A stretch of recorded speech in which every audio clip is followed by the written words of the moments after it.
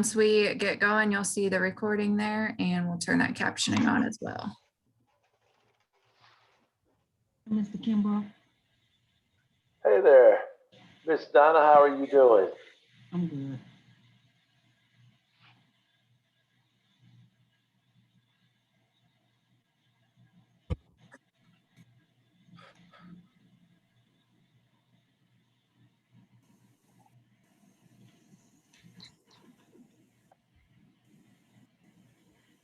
Good morning to all of our attendees. This is just an announcement to let you know that we'll be getting started at the top of the hour in just a few minutes.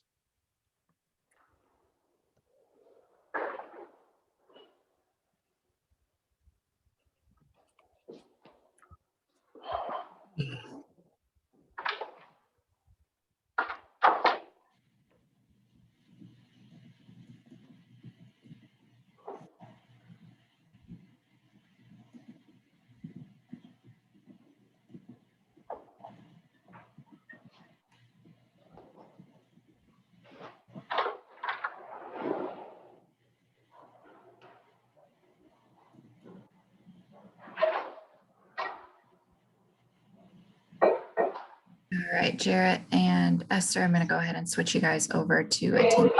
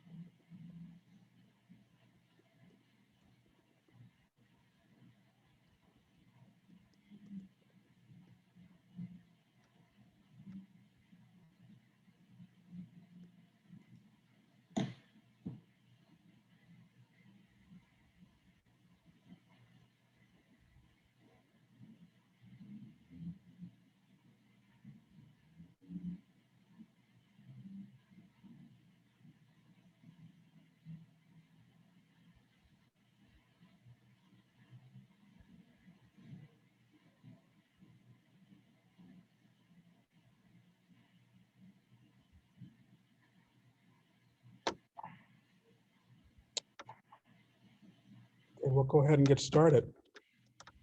Good morning and welcome to the 2021 STAR Summit, Rethinking Reentry, Staying Solution Focused. I am Dr. Roderick Nunn. I'm Head of Education and Employment at Concordance. We are a holistic, integrated, and evidence-informed reentry organization offering 12 services under one roof and working drastically to reduce reincarceration rates. We're truly humbled by the work and the challenges we face every day as reentry professionals, and thank all of you for taking time out of your busy days to join us for week 3 of this year's conference. It's always good and pleasant to be able to network with other professionals and to continue to learn about the good work going on in our region. And today will be just that, learning about good work going on in our region. Major shout out to Arches and the Missouri Department of Corrections for keeping us all connected during this difficult season we've all experienced through the pandemic. Before we get started, we have just a few housekeeping items just to kind of go over with you really quickly.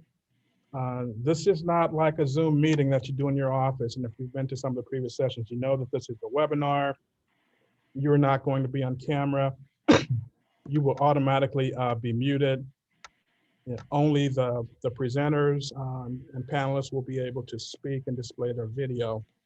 We encourage you guys to participate at the right time during the session and to use your chat and the Q&A windows to communicate. And obviously, if you want to send a message that everyone can see, make sure you are selecting the all panelists and attendees field when you communicate that.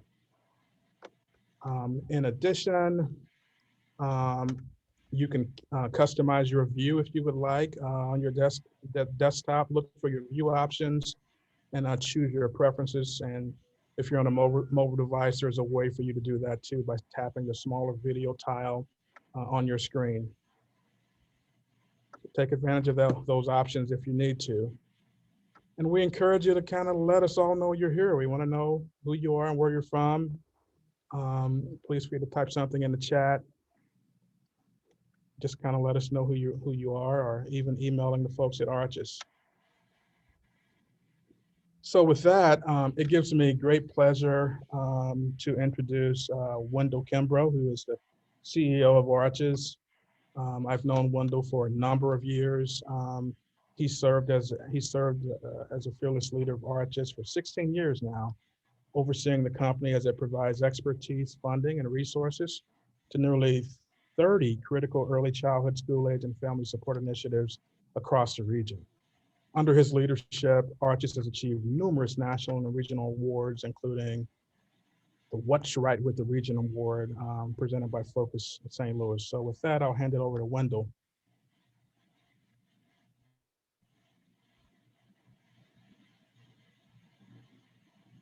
You're muted, Wendell. How about that? Good morning, everyone. I am hopeful that in spite of the overcast weather, soon to be rain, and the fact that we are in allergy season, that everyone is having a great morning. It's my pleasure to take part in STAR's final activity for this year. I'm excited about the conversations that will be occurring on the panelists, with the panelists in a few moments. And we are looking forward to continuing to serve the people, to serve the justice involved, to serve the reentry, to serve anyone that has a reason to be engaged as a returning citizen from incarceration, as someone who needs to be touched in some way, shape, or form by the many people that are a part of this activity today. As my homeboy Rod said, it has been my pleasure over the last 16 years to see the growth of reentry professionals and learning opportunities as they are made available, all of the resources throughout St. Louis and the state as it relates to the justice involved individual. Regarding the pandemic and the justice involved individual, while we are seeing a light at the end of the tunnel with the COVID-19 pandemic, everyone in this room will see the effects of the pandemic for years to come. This local economy, the metropolitan St. Louis economy, the state of Missouri's economy, and even America's economy will not rebuild itself overnight, but we can all collaborate and engage and make it a better community, make it a better economy. To that end, Arches takes pride in the workforce development initiatives we fund and guide to connect vulnerable St. Louisans, of which the justice involved are engaged or a part of, with well-paying jobs. In fact, in the past year, despite everything, despite not working together physically, despite the high numbers of people that we've lost due to COVID, we as an organization in partnership with our many workforce agencies, connected more than 1,300 people to workforce programs and employment. That number will optimistically go up as there are growing employment opportunities, and then more importantly, as we as a country, as a state, as a city, as a county, open ourselves up as most of us continue to be vaccinated and we feel more safer in a face-to-face environment as opposed to the technology environment that we are successfully engaged in as we speak. The rise in crimes during the pandemic will affect families in the region for decades to come. And this is where all of us, every last one of us, has an opportunity to help serve others. Arches is currently engaged in a program called the Neighborhood Healing Network to provide wraparound services and education to individuals and families in the St. Louis City community, as well as the county, who have been exposed to crime, violence, and trauma. Once again, I'm going to give you the name, the Neighborhood Healing Network. It is our charge to provide wraparound services and education to individuals and families in the St. Louis City and St. Louis County and other surrounding areas who have been exposed to crime, to violence, and trauma. So I would ask each of you at some point to take a look at the Neighborhood Healing Network on the Arches website. To each and every one of you, I want to applaud you and encourage us all to keep going. As we know, we still got a long way to go with the pandemic. And the reality is, COVID is here to stay. And we will have to go through growing pains to navigate the best life for all of us. The pandemic, I say again, is not over. Our role in reentry, our role, every last one of us, is to continue ensuring acceptance for justice-involved individuals. And to that point, while on vacation, happened to read a book about the process that Desmond Meade, the extraordinary community activist in the South Florida community, has around justice-involved individuals. It's the right to vote, retaining the right to vote, as 1.5 million incarcerated people were granted the right to vote through policy changes in the state of Florida.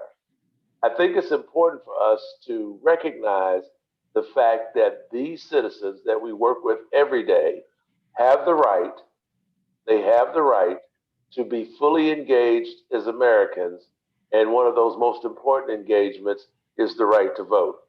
And I bring up Desmond Meade because his description of ex-offenders is not ex-offender.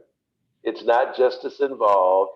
It is a returning citizen, a very humanistic way of approaching someone who has not been treated as a citizen, has been incarcerated, has not been able to successfully find employment. And from his evidence, it tells us that that makes all the difference in the world as it relates to finding jobs, re-engaging with families, etc.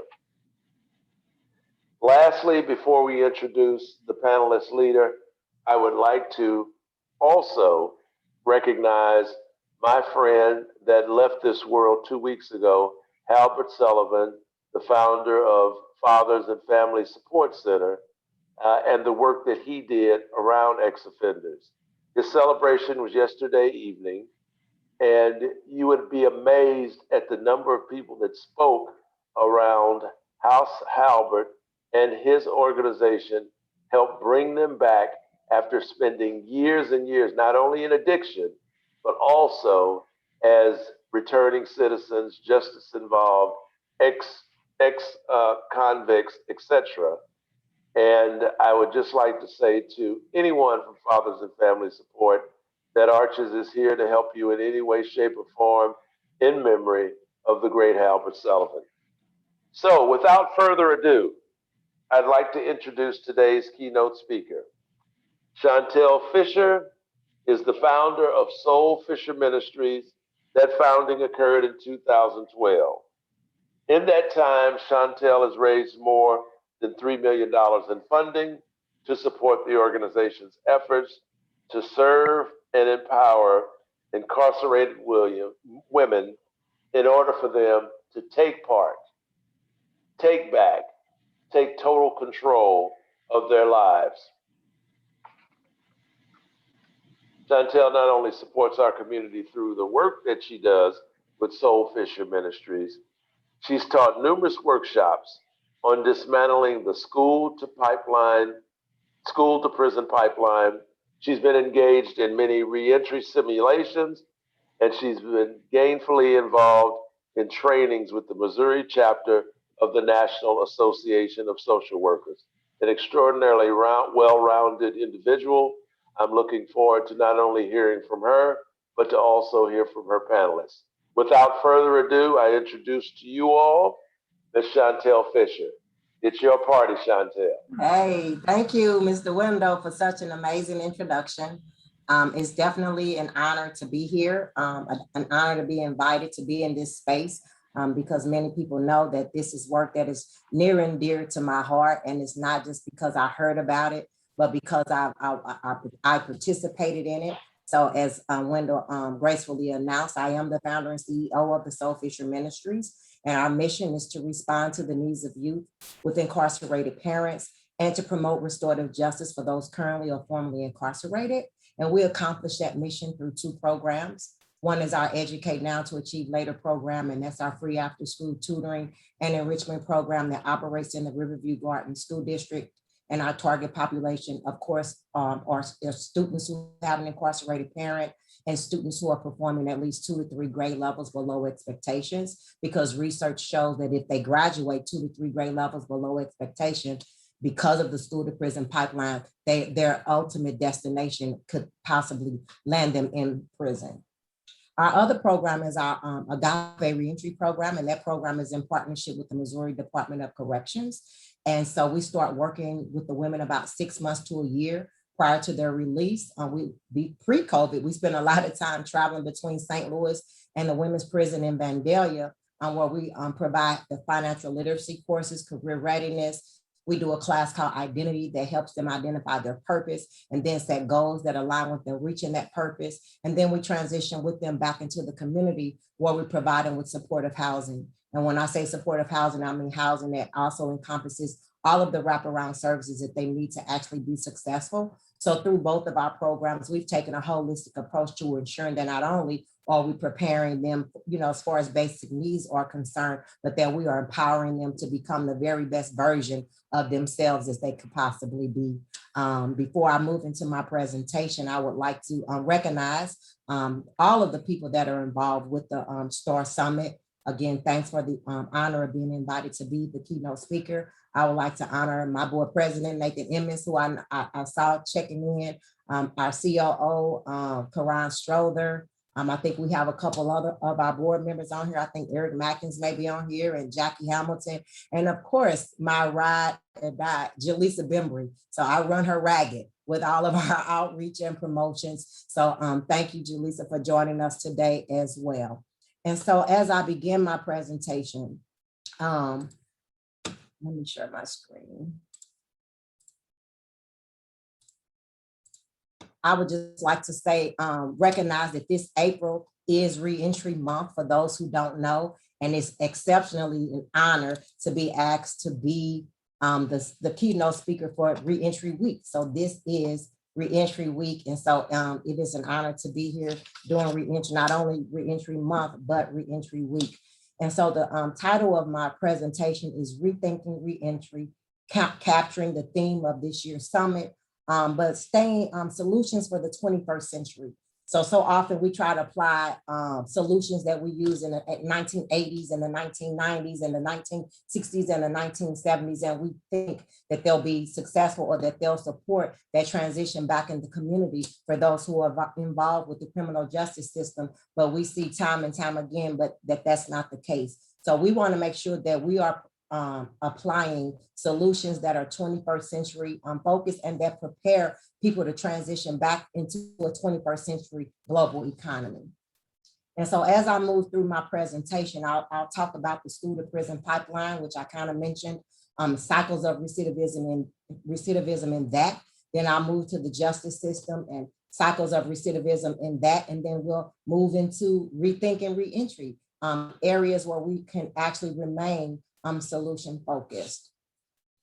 And so I'll start with the school system. And right away, I want to show a video. So let me get this video.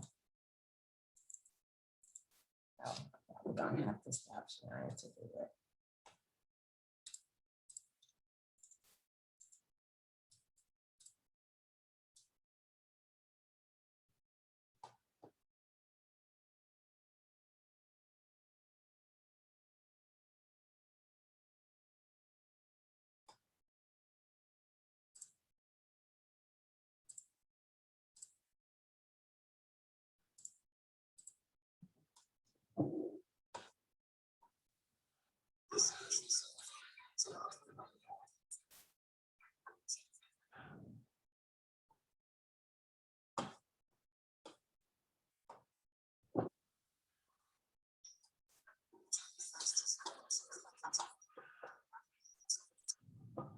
Can you all see that screen?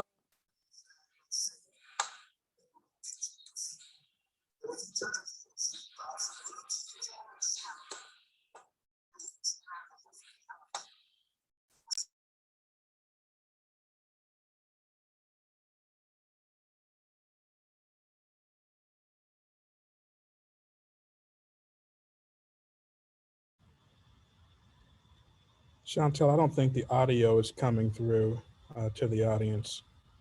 The video is coming through. If you stop the screen share and then when you restart, there's a button that'll pop up in the bottom left corner that says share audio. I thought I did it. I got it. Okay.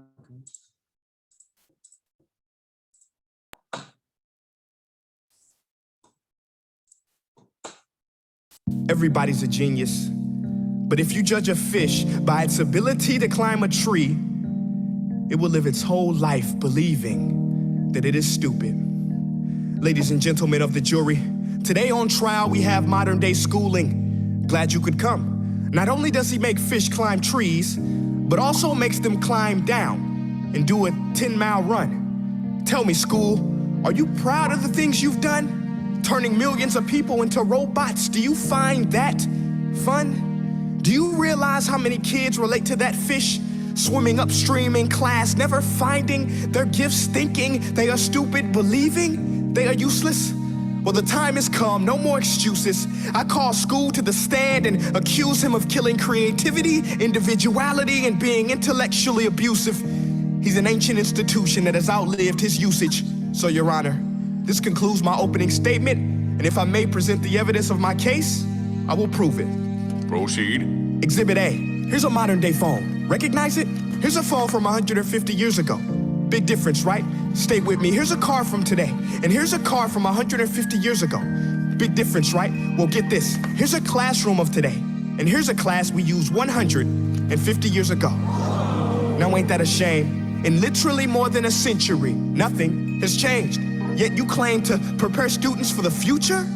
But with evidence like that, I must ask, do you prepare students for the future or the past?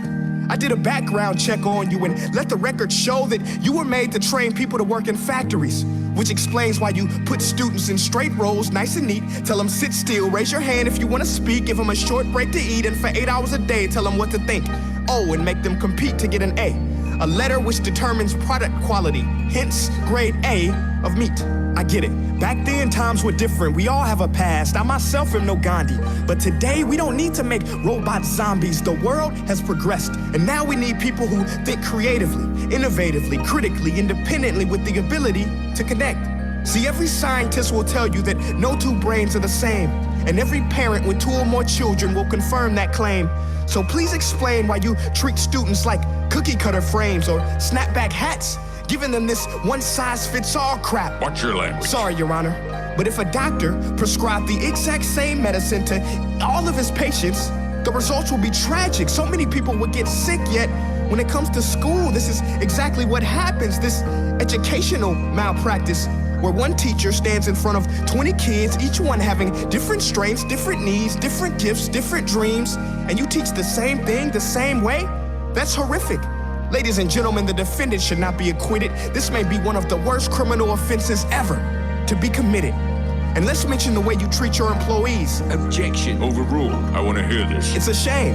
I mean, teachers have the most important job on the planet, yet they're underpaid? No wonder so many students are shortchanged. Let's be honest, teachers should earn just as much as doctors, because a doctor can do heart surgery and save the life of a kid, but a great teacher can reach the heart of that kid and allow him to truly live.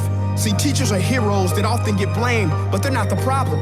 They work in a system without many options or rights. Curriculums are created by policymakers, most of which have never taught a day in their life. Just obsessed with standardized tests. They think bubbling in a multiple choice question will determine success. That's outlandish. In fact, these tests are too cruel to be used and should be abandoned, but don't take my word for it. Take Frederick J. Kelly, the man who invented standardized testing, who said, and I quote, "These tests are too cruel to be used and should be abandoned." Ladies and gentlemen of the jury, if we continue down this road, the results will be lethal. I don't have much faith in school, but I do have faith in people. And if we can customize healthcare, cars, and Facebook pages, then it is our duty to do the same for education, to upgrade it, change it, do away with school spirit, because that's useless. Unless we're working to bring the spirit out of each and every student, that should be our task. No more Common Core. Instead, let's reach the core of every heart in every class. Sure, math is important, but no more than art or dance. Let's give every gift an equal chance. I know this sounds like a dream, but countries like Finland are doing impressive things. They have shorter school days. Teachers make a decent wage. Homework is non-existent, and they focus on collaboration instead of competition. But here's the kicker, boys and girls.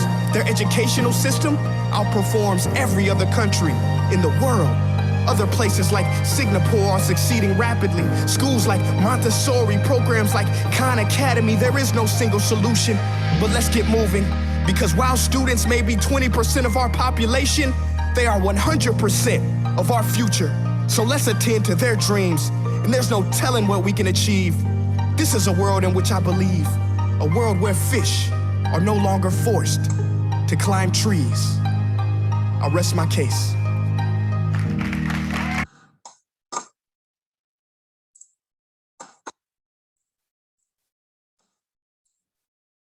Okay, so as you all see, there has to be something done with that system. And some of you may be wondering why I started with the educational system. Can you all see my screen still?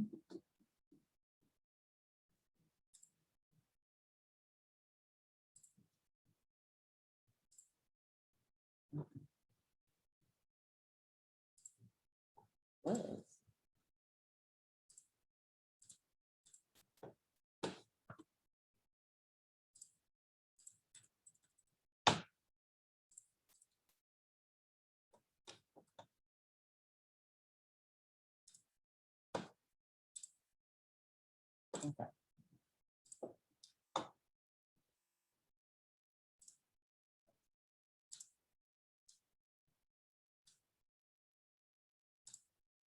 Okay. And so you all some of you may be wondering why I started with the video, especially a video about education. And this is because I believe that in order to understand the problems that we find ourselves facing, we must understand that the systems that lead to the problems in the first place need to be understood. As we look at some of the numbers, we see that 85% of all juveniles who interface with the juvenile court system are functionally low illiterate. Juvenile incarceration reduces the probability of high school completion and increases the probability of incarceration later in life. High school dropouts are 3.5 times more likely than high school graduates to be arrested in their lifetime. High school dropouts are 63% more likely to be incarcerated than their peers with 4-year college degrees. And then in Mississippi, we see that they have the second highest incarceration rate in the nation. The average adult inmate reads on a 6th grade level when admitted, and half of the state's inmates never finished high school. And we see a lot of those same ideals at play with the students that we work with in our after school program. And I think back to when I was only a high school student, having a young kid at the age of 15, and at 17, when I had a bright future, was given a felony conviction instead, because I did not understand that not having money in the bank and writing a check and letting it bounce was actually a felony. And so at that particular time, when I was only a 17-year-old kid, I didn't necessarily need a prison sentence. I more likely needed a social worker, but they saw me as more of a statistic than as a young adult that just needed some support from the community that I was being reared in. So likewise, most underserved communities are comprised of Black and brown faces, which means that most of these statistics represent Black and brown people. And when we hear from Horace Mann in 1848, he says that education then, beyond all other devices of human origin, is the great equalizer of the conditions of men, the balanced wheel of the social machinery. And so the school system has somehow transitioned from to incarcerating more students than they actually educate. The federal stimulus helps states find money to pay for the criminal justice system, but not for the school system. We seem to always be able to find money to fund, more prisons and more jails, but we struggle when it comes to finding money for education. As a result, we experience increased school closings, as we see happening in the St. Louis City public school system, teacher layoffs, diminished after-school programs, and rising tuition at colleges and universities. The trade-off between education and incarceration is particularly acute at the community level, where they impact disproportionately people of color. This happens through a system that has become widely known as the school to prison pipeline. I mentioned that earlier. And the school to prison pipeline is defined as the funneling of students out of school and into the streets and the juvenile corrections system. This system deprives children and youth of meaningful opportunities for education, future employment, and participation in our democracy. When we have to put policies and laws in place to prohibit the expulsion of second graders from school, we are in serious trouble as a society and a country. So yeah, that's some things that we really need to think about when we think about suspending our youth, especially Black and brown youth, from school. And so some other cycles of recidivism that we see with regards to the school system is that in Missouri, a Black student is 4.5 times more likely to be suspended than white students. Black male students are 4 times more likely to receive out of school suspension than white male students. Black female students are 6 times more likely to receive out of school suspension than white female students. And during the 2015-16 school year, Black students represented 15% of total student enrollment, but 31% of students who were referred to law enforcement or arrested. Again, I think back to when I was in high school and I was one of those, even though I had a very, very bright future ahead of myself. And then when we talk about shifting and rethinking the justice system, I don't have a video to show that I would like to paint the picture, but it's vividly in our minds. If we think about the video that I showed, some of the statistics that I've given, you kind of compare those and kind of correlate them to what we see happening within our criminal justice system. And so when we talk about cycles of recidivism with regards to the justice system, I have 2 photos that are on the screen that you should be able to see. Many will argue that the punitive approach that drives current policies of criminal justice emerged in the 1970s and 1980s when the primary theory of criminal justice shifted from rehabilitation to retribution and crime control. I would argue that in order to have a full view of the justice system, we would have to revisit the days of enslavement. I know many would like to just forget about it already and just move on, like that's part of the past, but it's not really just part of the past. It remains a very active and natural part of the future of brown and Black people and the present of brown and Black people. So the same approach of power and control that instituted the system of enslavement is the same punitive approach that is in play today, power and control. The photo on the left represents the shackling of African Americans during the days of enslavement, while the photo on the right represents the shackling of African Americans today. Not much of a difference, except one picture is black and white and one picture is color. The same punitive approach of power and control. Again, as we look at the cycles of recidivism as they relate to the justice system, more startling similarities. The chain gangs on the left of the 1930s and the chain gang in 2020 at the Angola prison in Louisiana, which brings us to the center of the theme of this year's STAR Summit, Rethinking Reentry. Again, looking at the photo on the left, looking at the photo on the right, we see Black faces in both images. It's just that one picture is in black and white and one picture is in color.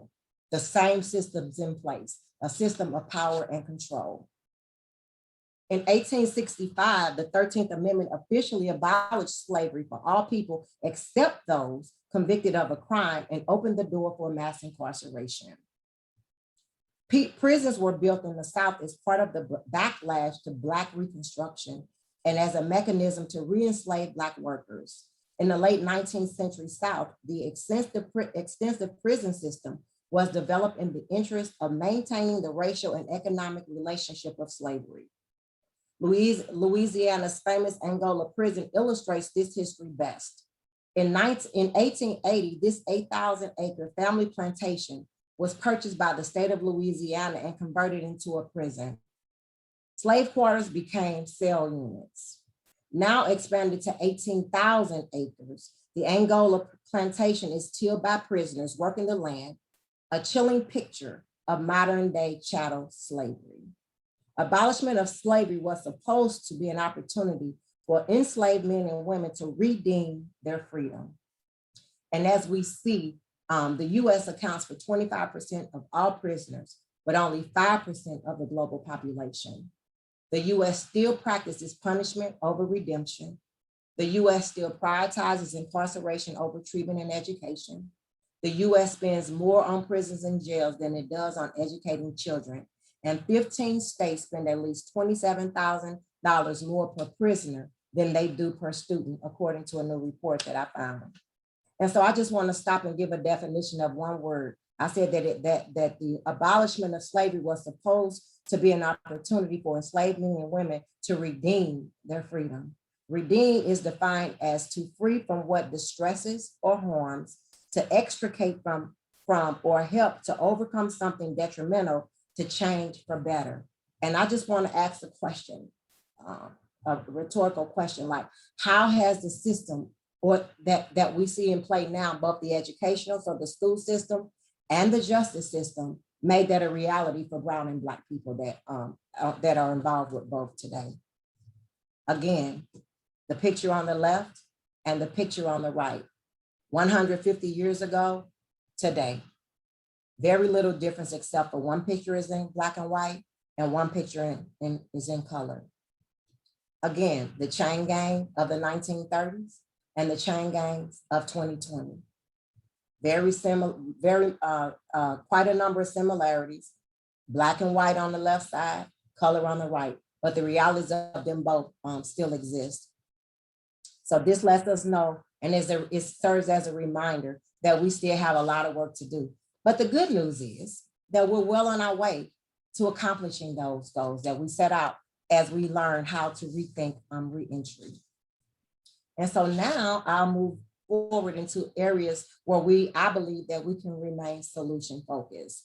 So as we begin to rethink reentry, we have to be willing to collaborate in ways that allow all parties in the rethinking to have a voice.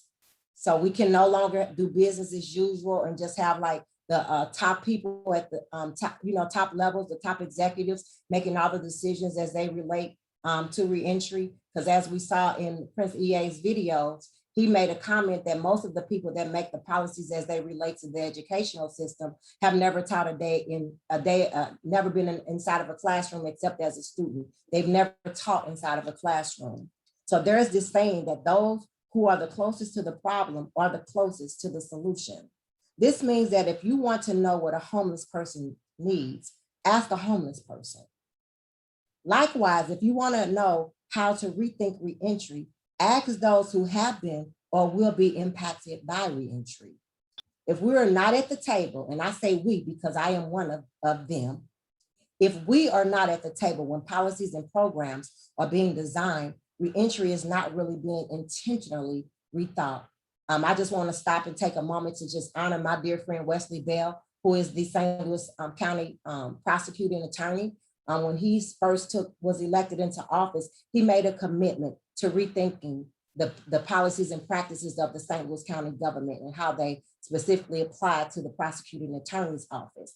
And in doing so, he formed his diversion committee, and he always had me in his ear making these very statements, which is why I was one of the first ones that a formerly incarcerated individual that he invited to be a part of that diversion committee. And it's an honor to be actively engaged at the table where I know that I have a meaningful voice. And I know that I have a meaningful voice because some of the suggestions that I make are some of the very suggestions that are being implemented within that diversion program. We have women in our reentry program that are currently involved in that diversion program that are being prepared to enter that diversion program so that they can walk away from that program without a felony conviction. And that's really what diversion is all about, because if we think about it, most of the people that are involved with the criminal justice system are not violent offenders. And so when we send, especially women, and when we send women away to prison because they suffer from substance use disorder and mental health disorder, men included, but especially women, then we're simply punishing people for their pain. And my good friend, Dr. Jason Purnell says that that's something that we have to stop doing. And I agree with that. We have to stop punishing people for their pain.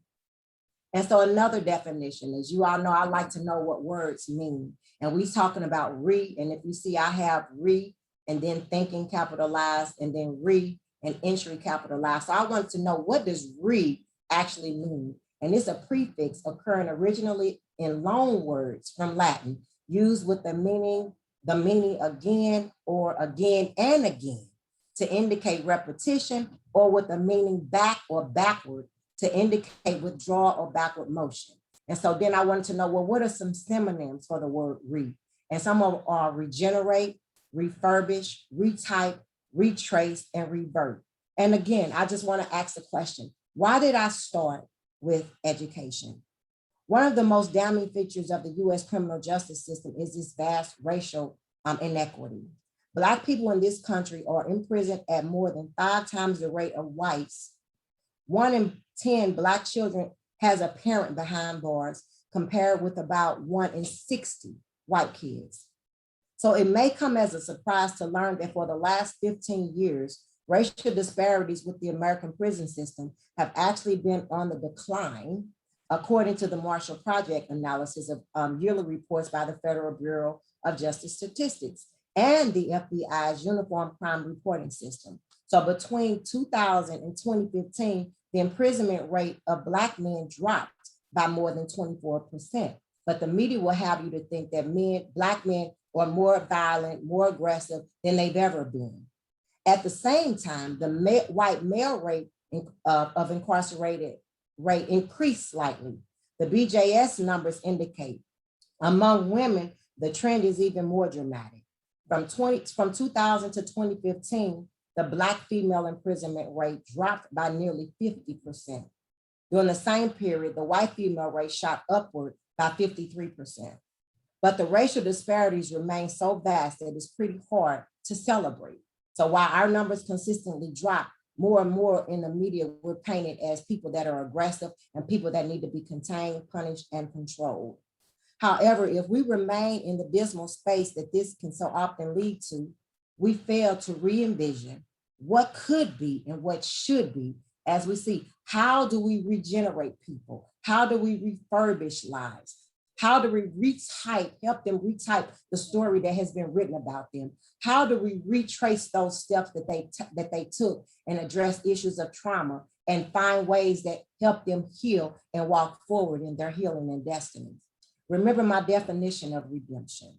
It is this place where we can begin the work of freeing justice-involved people from the distresses of harms of incarceration and having a felony conviction, and to help them and us as a community to change for the better. Is this place where we can begin to understand that as we rethink reentry, the possibility of reducing recidivism becomes possible. So is this the place that we can start doing that? Can we commit today that we are going to rethink reentry in ways that reduce recidivism? Let's think about some of the solutions for the 21st century as far as education is concerned. Only 11% of incarcerated individuals in state prisons and 24% in federal prisons have attended post-secondary education. As of 2015, the general population stands at about 59%. And part of the reason is that we're still asked about incarceration on financial aid applications. Specific drug offense questions during the process disqualify applicants from receiving Pell Grants. And people that are from low income backgrounds, they rely on Pell Grants to make sure that they can attend community college. And then diversion programs. I already talked about diversion. That's one way that we can help make sure that these numbers do not remain like this. As we continue to stay solution focused for the 21st century, we need to talk about substance abuse. According to the Missouri Department of Corrections, it reports that more than 80% of offenders have a moderate to severe substance abuse problem. The BJS reports that 73% of women incarcerated in a state prison and 47% of women incarcerated in a federal prison were active drug users prior to their incarceration. So I like to always pose this question because it kind of takes people aback. So just think, we said 80% of offenders have a moderate to severe substance abuse problem. Just think if you would have woken up this morning, checked your checking or savings account balances, and 80% of it was gone. When we talk about justice-involved men or women, we are talking about human capital that has the potential to support our economy. So human capital, again, I like definitions, is defined as the skills, knowledge, and experience possessed by an individual or population viewed in terms of the value or cost to an organization or country. So we need to decide what's the value of this 80%. What's the value of those returning back to our communities after incarceration? So what do we do with this 80%? Again, I always go back to diversion. Keep them from making that trip in the first place. At 17, if I'd have had a social worker, I may potentially not be a convicted felon today. Then as we also continue to look at solutions, we have to address mental health. In state prisons, I just gave some numbers, 73% of women and 55% of men have at least one mental health problem. In federal prisons, it's 61% of women and 44% of men. In local jails, it's 75% of women and 63% of men. So when the Affordable Health Care Act was passed and the expansion of Medicaid, it was supposed to connect previously uninsured, formerly incarcerated people with medical care and mental health treatment. However, it has fallen quite short of the mark as most remain uninsured or underinsured, using the emergency room as a form of primary care. But in the short term, jails and prisons remain the places where those with severe psychosis are housed. There are now 3 times more people with serious mental illnesses incarcerated in the United States than in hospitals, and types of behavioral and mental health problems among inmates are becoming more severe, especially in the day of COVID. How can justice-involved men and women add value to our community, our country, if their mental health is not treated properly? And so as we continue to rethink reentry and focus on solutions for the 21st century, we have to consider housing. People who have been to prison just once experience homelessness at a rate nearly 7 times higher than the general public. People who have been incarcerated more than once have rates 13 times higher than the general population. And then formerly incarcerated women are more likely to be homeless than formerly incarcerated men. So each year, approximately 700,000 individuals return home from state prisons in the United States, and an additional 9 million are released from county jails. More than 10% of those coming in and out of prisons and jails are homeless in the months preceding and following their incarceration. Formerly incarcerated people are almost 10 times more likely to be homeless than the general population.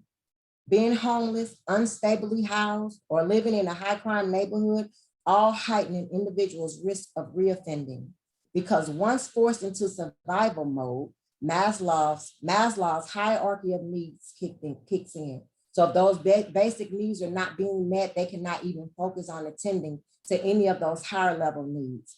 Homelessness is not just a public safety issue, it's also a public health issue, and we need to begin to see it as such. And so the last area I want to focus on is employment. And research shows that 27% of an estimated 5 million formerly incarcerated people nationwide are unemployment. That equates to about 1.3 million people. The overall national unemployment rate is simply around 4%. So this rate of unemployment for formerly incarcerated people is higher than the total US unemployment rate during any historical time period, including the Great Depression. So what do we do? What do we do as we continue to move forward? As we continue to move forward, another area is being gender responsive. So court systems should be sensitive to gender. So right from the very beginning, there should be a strong focus on being responsive to gender. The Department of Corrections should be sensitive to gender. Assessment should be sensitive to gender. Housing assistance should be sensitive to gender. Employers should be sensitive to gender. Mental health treatment should be sensitive to gender. Substance abuse treatment should be sensitive to gender. And reentry programs should be sensitive to gender. So you all see, I keep saying the word sensitive to gender, and that's because I want to push that nail all the way in and make sure that as we rethink reentry, that we're making sure that we're not trying to use a one-size cookie cutter approach to reentry, that we are being gender responsive, making sure that we are applying practices that work well with men to men and practices that work well with women to women. And so as we move forward, I would just like to give some recommendations. And some of my recommendations, I have many, many more. So if you'd like to hear some more of my recommendations, feel free to reach out to me at any time. You can reach out through our website, or I can drop my email address in the chat box. But some of my recommendations are to have increased access to gender responsive approaches, increased access to mental health and substance abuse services, increased access to quality education for our vulnerable populations, increase access to reentry services, both pre-release and post-release, and then get involved. You may be sitting back thinking like, I don't have anything to offer this population, but I'm here to tell you that you have something that you can offer this population. And so if it's not with the Soul Fisher Ministries, there are a number of amazing organizations around St. Louis that are doing amazing work as they relate to the criminal justice system, and especially as they relate to reentry. So get involved. That would be my recommendation. These are my references, and that is the end of my presentation. And now I will open it up for any questions or comments that you all may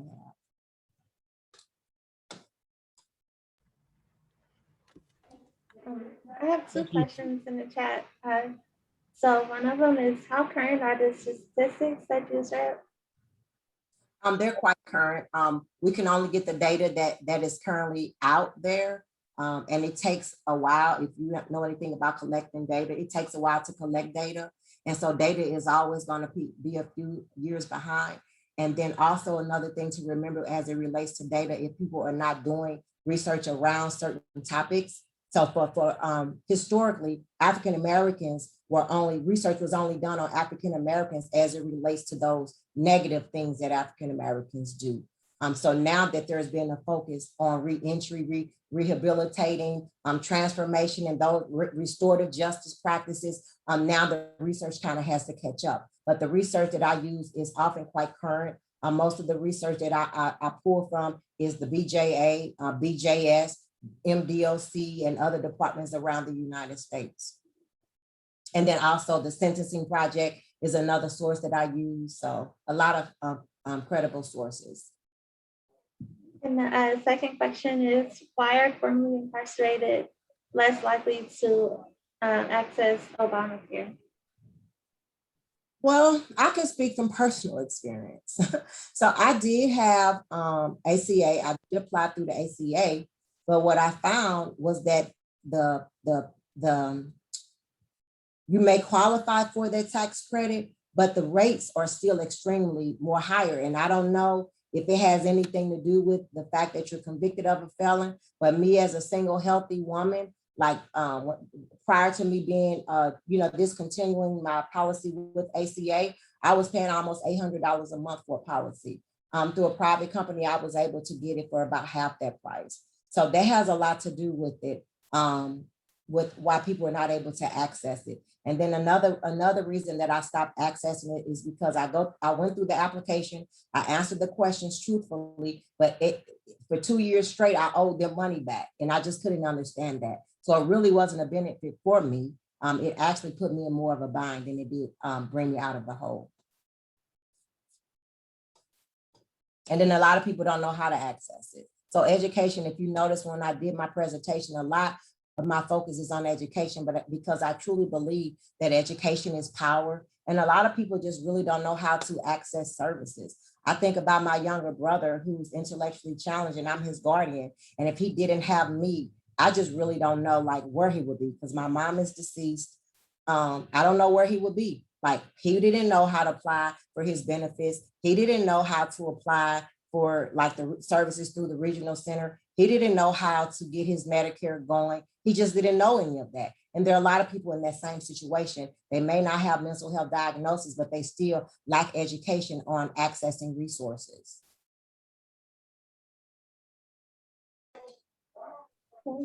I'm not seeing any other questions. Does anyone else have any questions?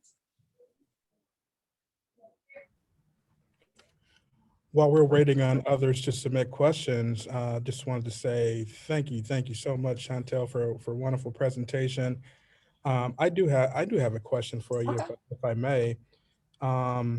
You mentioned earlier a really critical point about making sure that those impacted by the work are included in conversations about designing, and you use the diversion committee experience that you had as one. What other recommendations or tools would you suggest organizations use to engage the population in their work? I mean, maybe give some examples of kind of what you've been doing at Soul Fisher to keep those folks involved in the conversation. Okay. So one thing that I do is quite often when people ask me to speak, I have one of the people who are receiving our services to speak, be it a student. If it's on education, I have one of our students that have benefited from the program speak. If it's about incarceration or reentry, I have one of the women who are receiving services in the program speak. Another way that I engage them in the work is allowing them space to be involved with like the work that we do. So we've had people that have been impacted by the criminal justice system on our board of directors. We hire justice involved people when we do presentations in the community. So we have begun through a partnership with UMSL and Regions Bank doing employer panels. So it's all about formerly incarcerated people. So one of the few ways, it's only 2 ways you can get on the panel.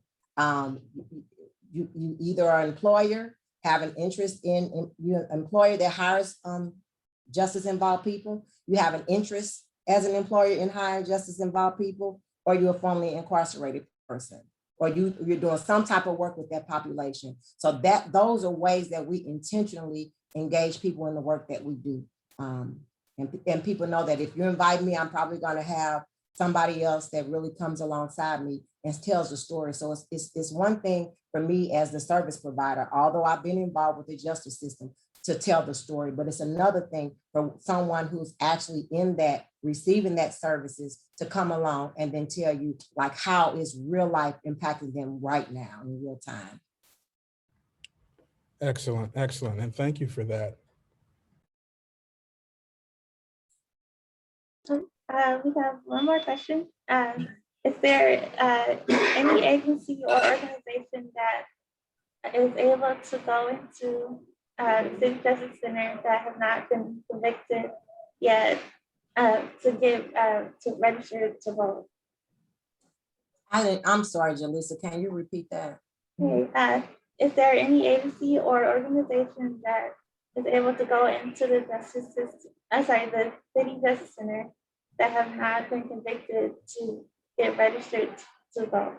Well, we did a lot of that back last year. We were down there getting people to do the absentee ballots in partnership with the ACLU. So I think we did it there, St. Charles County Jail. So yeah, we were able to get absentee ballots submitted. So if that's something that you have an interest in doing, or you know people who are incarcerated, if they have not been convicted, they still have full voting rights. So we have to make sure that those votes get counted as well.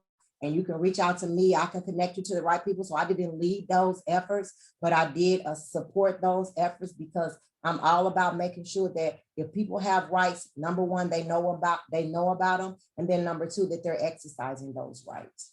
So I think about even me as a professional now, even after my education, like a lot of justice involved people or people that have a felony conviction don't know that you can still petition to get certain licensures and exemptions. So I have an exemption through the Department of Mental Health, which allows me to act as if I never had one. I'm also a licensed clinician, licensed clinical social worker, certified through the Missouri Credentialing Board. So a lot of people, like I said, education is power. You think that once you have the felony conviction that it's over, and that's just not true. There's a lot of extra work that has to be done. I think about Nathan Emmons, who I shared it earlier as our board president. He also played a role in my life as my attorney. And that's how he really became involved with our organization. He got three felonies expunged from my record. But again, a lot of people don't know how to navigate that process. So I don't know if he's still doing it, but I throw him on out there. He's a great attorney that's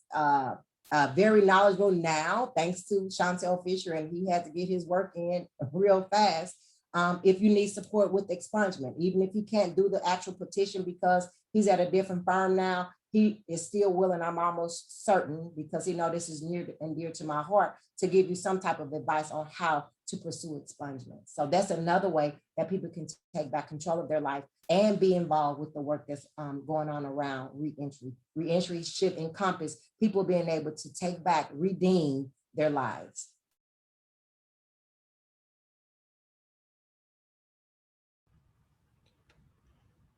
Well, I do have another question, Chantel. Okay. All right.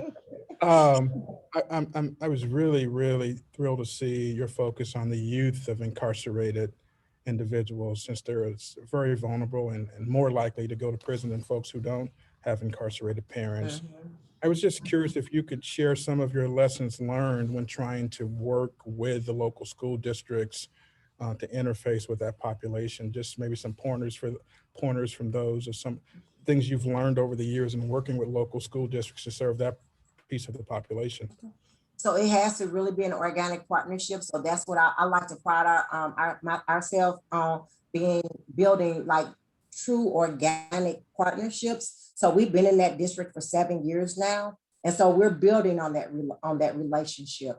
And so we rely on the teachers, the counselors, the social workers to identify our target population for us, and they never disappoint. And once the kids get engaged with the program, it's just like succession. Like the parents, they love our program. The students, even if they don't necessarily start off liking it, they eventually grow to love it, and they just show up every day. So we see sibling groups come in that are coming in. So we have, like, I think about Arissa. She was one of our first program participants when we started 7 years ago. She's now a junior in high school, and she's been working in our program for 3 years now as an employee.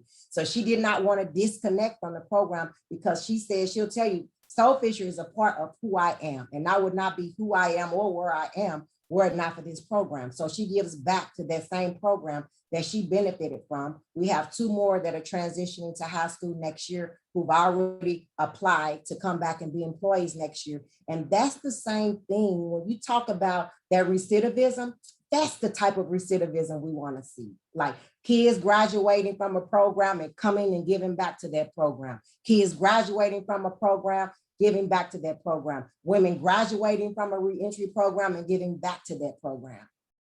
So it's great to hear about them. Huh? I was just saying, it's great to hear them like yes, I love my babies. Staying with you over the years. Yes, that's awesome. They love us. So we have like Arissa that I just talked about. Her younger sister, Alana's now been in the program for probably 6 years now. She's in 7th grade. Her younger brother, Aiden, he's in I think second grade now. So he's been in it since kindergarten. So like just the whole family, like it's just expected that if you'll be in Soul Fisher. So.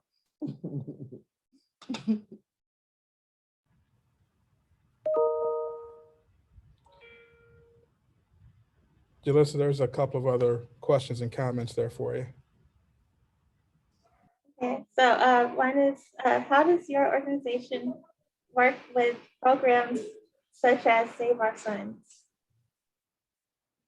So we haven't really partnered with Save Our Sons, even though we do partner with Urban League on other initiatives, because our focus is around women. And so that's where we stay in our lane. We focus on women, and our reentry work, all of the work that we do around reentry is with regards to women. One space that we do invite men in, so we don't discriminate, is when we do those employer panels. So all justice involved people are invited into that space. We've had formerly incarcerated men, you know, on the panel, just like we've had formerly incarcerated women, but they're direct service that we've never connected, but we do connect with service providers that serve women. So we partner with Queen of Peace, Let's Start, Criminal Justice Ministry, Center for Women in Transition, and organizations like that, Dress for Success. So if you provide a service for women, then we're the likelihood of us being your partner, we probably already are. So.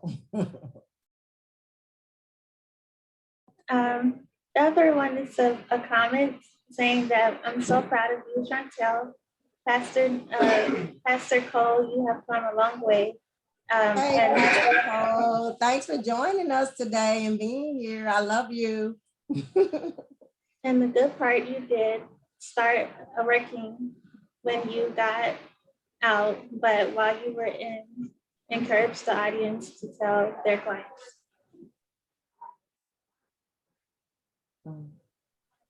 I didn't get that last part. When you what? The last sentence. While you were, you got out, but while you were in, encourage the audience to tell their clients. So, and that's from Amber Cole. Encourage them to tell their clients. What about starting while they're in prison? I guess just giving encouraging people while you were even in prison. Oh, okay, yeah. So I had people like Pastor Cole, you know, that were already pouring into me while I was still in prison. So like I shared, it was my case manager when I was in federal prison, Waseca, Minnesota. She asked me, so I had gone to that prison and started like a whole GED program, not knowing that God was going to then turn around and use those same skills when I got out to start an after school program, because I don't think that was really that wasn't something that I had in my mind to do. I was going to get a degree, get me a job. I knew I wouldn't go back to prison, but the lady asked me at the prison, my caseworker, she was like, you seem to be so bright. Like, what is it that you want to do when you get out? And I told her, well, I want to go back to school. And she was like, well, let's make that happen. And she took it a step further after she got the financial aid done and got me connected to St. Louis Community College. Yay, go STLCC. Or I can get my application done.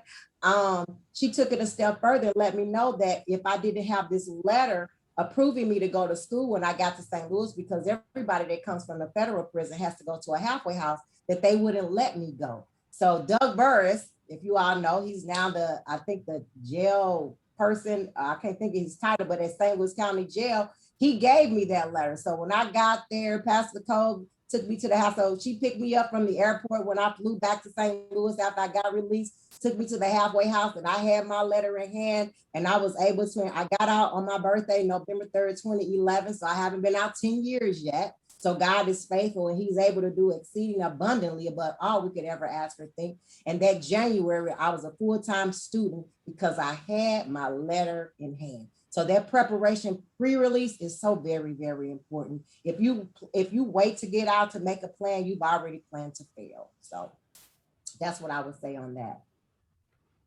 Amen. You can keep preaching if you want to. But thank you so much for your, for sharing your story.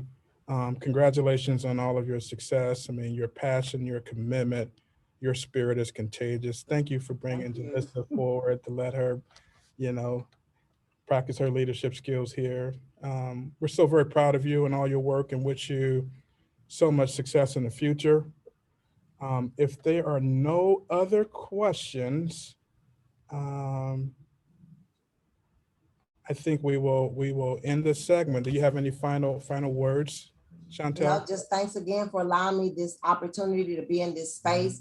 This is what I know I'm called to do, is what I love to do. And I thank each and every one of you who have been called to this space as well. So we are in this race. Let's run this race with perseverance. We cannot grow weary in well doing, because we will reap in due season if we faint not. Yes, indeed. Yes, indeed. Let's everyone give her a virtual round of applause. If you can just imagine that loud sound of applause. Yes. If we were in the space, the positive energy, we can all feel it. Thank you so much. Les, what are we doing? Are we going to come back at 10:20 still as planned? Yes. Okay, so everyone take a break, do what you need to do in your respective spaces if you're at home or in the workplace, and we will send you back. I'll see you back here at 10:20 for our panel discussion with Merge Goodwill in the Father and Family Support Center. See you in looks like Who about, is it from Father and Family Support Center? Is it Sherry? it's Jared. Okay. We'll see you soon.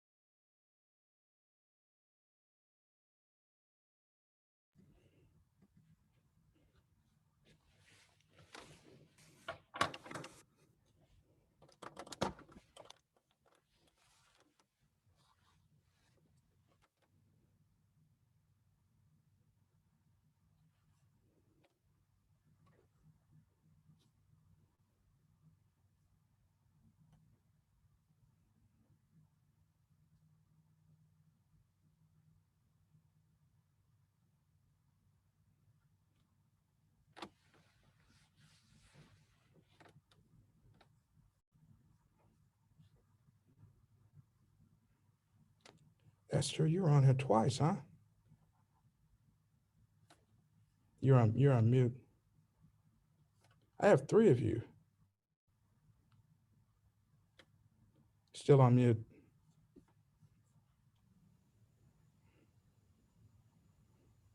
I said, actually, I saw myself on there 3 times and I'm thinking, I don't know where that came from.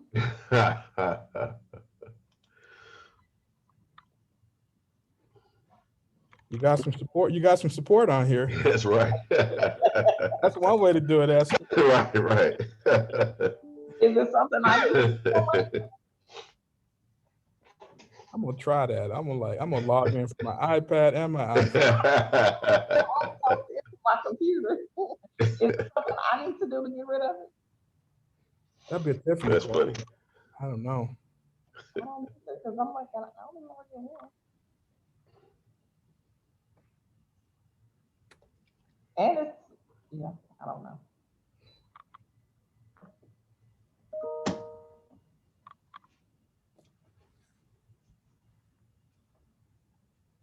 Gerald, you just gonna make us look at that backdrop, huh? You just gonna make us look at it, huh? I'm sorry. Next time I'll put up one that has everyone. I'm a collaborative universal brother, so it don't matter. All right. Well, we all. Hey, Jared, and Windows is Kappa, so that's funny. Oh my goodness. Yeah, so like I said, we got the Divine Nine. Okay. That's what I'm saying, right. Divine Nine reentry team. Exactly.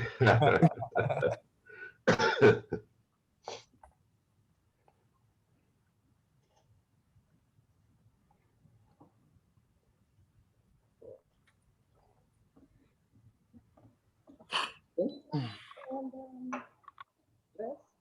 for strong army, giving me the certificate invitation to speak about our reentry program. I want to thank St. Louis Family Courts, Chris and Linda last week for mentioning the work that they're doing with this. Oh, you can hear me.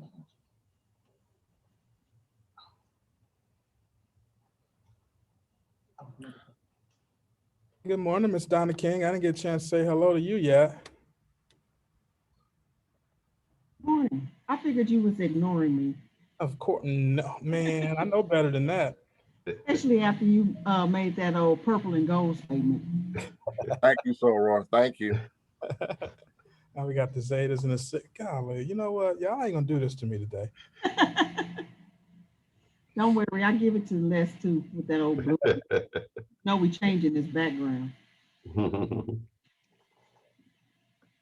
Now I understand the Star Reentry brand. I see what y'all did. You who has the power. Like we're gonna be live here in a little bit. All right. Yep, getting ready.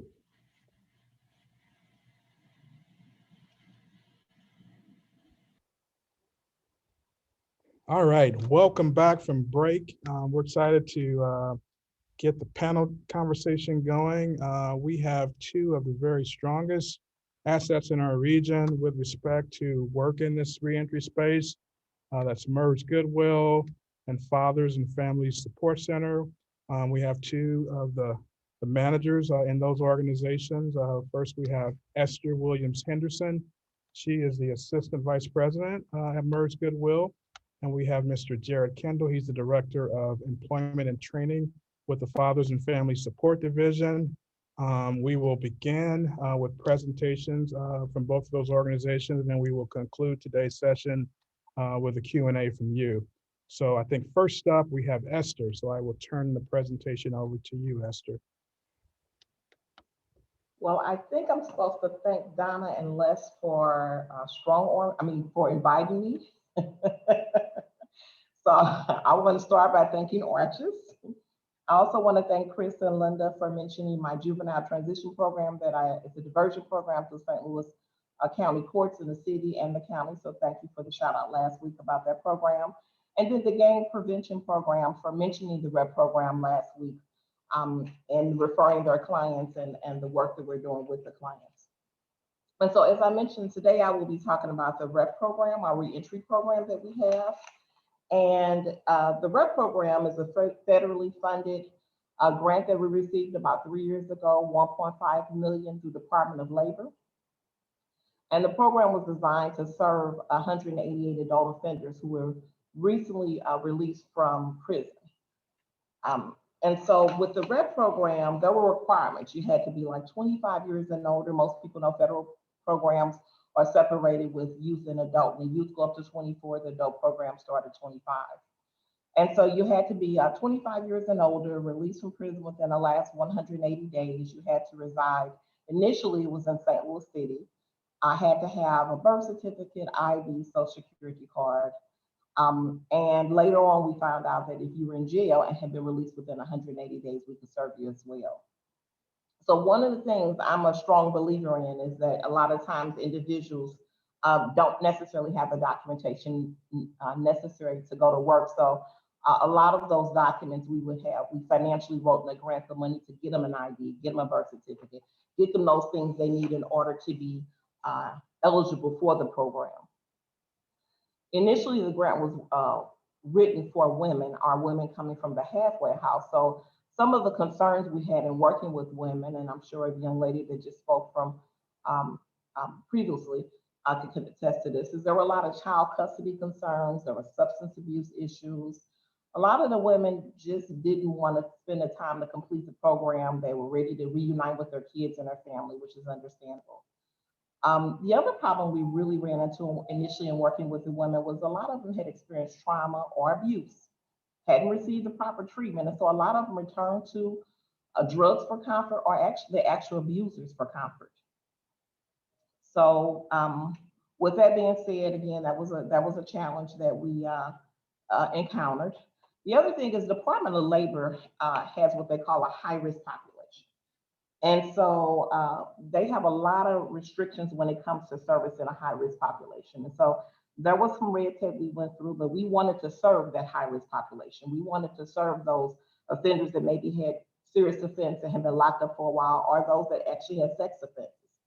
So we had to basically overcome that obstacle and kind of work within those guidelines and make some changes into the grant.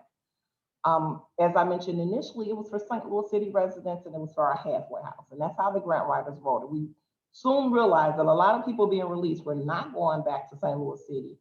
And we had to expand our grant to include St. Louis County. And anybody knows anything about funding knows that was hard because they only look at the poverty-stricken areas. So we were able to get that extension, but that extension only included certain zip codes that we could serve. So as we mentioned, there was a restrictions with those that had sexual offenses, and we had to get permission. We actually had to do a modification to our grant and request to be able to work with those with sex offenses. With doing that, then you come about other issues because I'm on probation, I have a sex offense, I have restrictions that go along with my probation. So we had to look at location. Most people know that MERS downtown, we have a daycare. And we had just opened the Silk School. So we advertised that the individuals 21 and up that were coming for their high school diploma could bring their kids. So couldn't service the kids there. The adults there. We presently, at the time, we were located in the Blewett School. And of course, that's a school. So what we did is we had to find one of our locations that MERS has that kind of fit the parameter of those with sex offenses as far as the location of where it was located and proximity to schools and things like that. And so we started serving those individuals at our location on Henley. And then honestly, if we had to meet you at the library, at the McDonald's, wherever we had to meet you to service you, we expanded our services that way as well. Of course, MERS is known for employment. So of course, there's a lot of restrictions when it comes to servicing those with felony convictions, and especially the more hardened convictions. And so we did encounter that. And we have a lot of individuals, because there was a component of our grant trying to help those individuals get a high school diploma or a high set. So again, we had to look at the proximity to make sure we service those individuals in areas or found locations where they would still be within the requirements of the probation and parole. The other thing we ran into was we had a lot of people coming from prison. They have a stack of certifications and they say, I'm certified to do this and I'm certified to do that. And they weren't industry recognized credentials. And so anybody that knows anything about Department of Labor, you have to be have an industry recognized credential for it to count. And so that was one of the things we realized. A lot of the prisons had programs and the clients would go through it, but it wasn't something they could use, whether it be the industry that they were trying to go into wasn't appropriate based on their background or their conviction, or just the industry, the credential didn't fit for the situation that they were convicted for. And then, like most of you know, that we had the housing issues, housing restrictions based on the client's felony conviction and their background. So when the grant was written, it was assumed that, we're going to get all these women from the halfway house, we're going to get them in a program, we're going to give them training, employment, and all of these good services. We're going to put them through the Excel Center and get them their high school diploma. And what we realized real soon is we really needed to expand the program to men. And so we did a modification, and we then started servicing men, and the same areas apply. We could service in St. Louis City and certain areas in the county. It was also around that time that we found out that if you were released from jail within 180 days, you also then did qualify. And so that kind of opened it up to another pool of individuals that previously before we weren't aware that we could serve. And so we did open it up.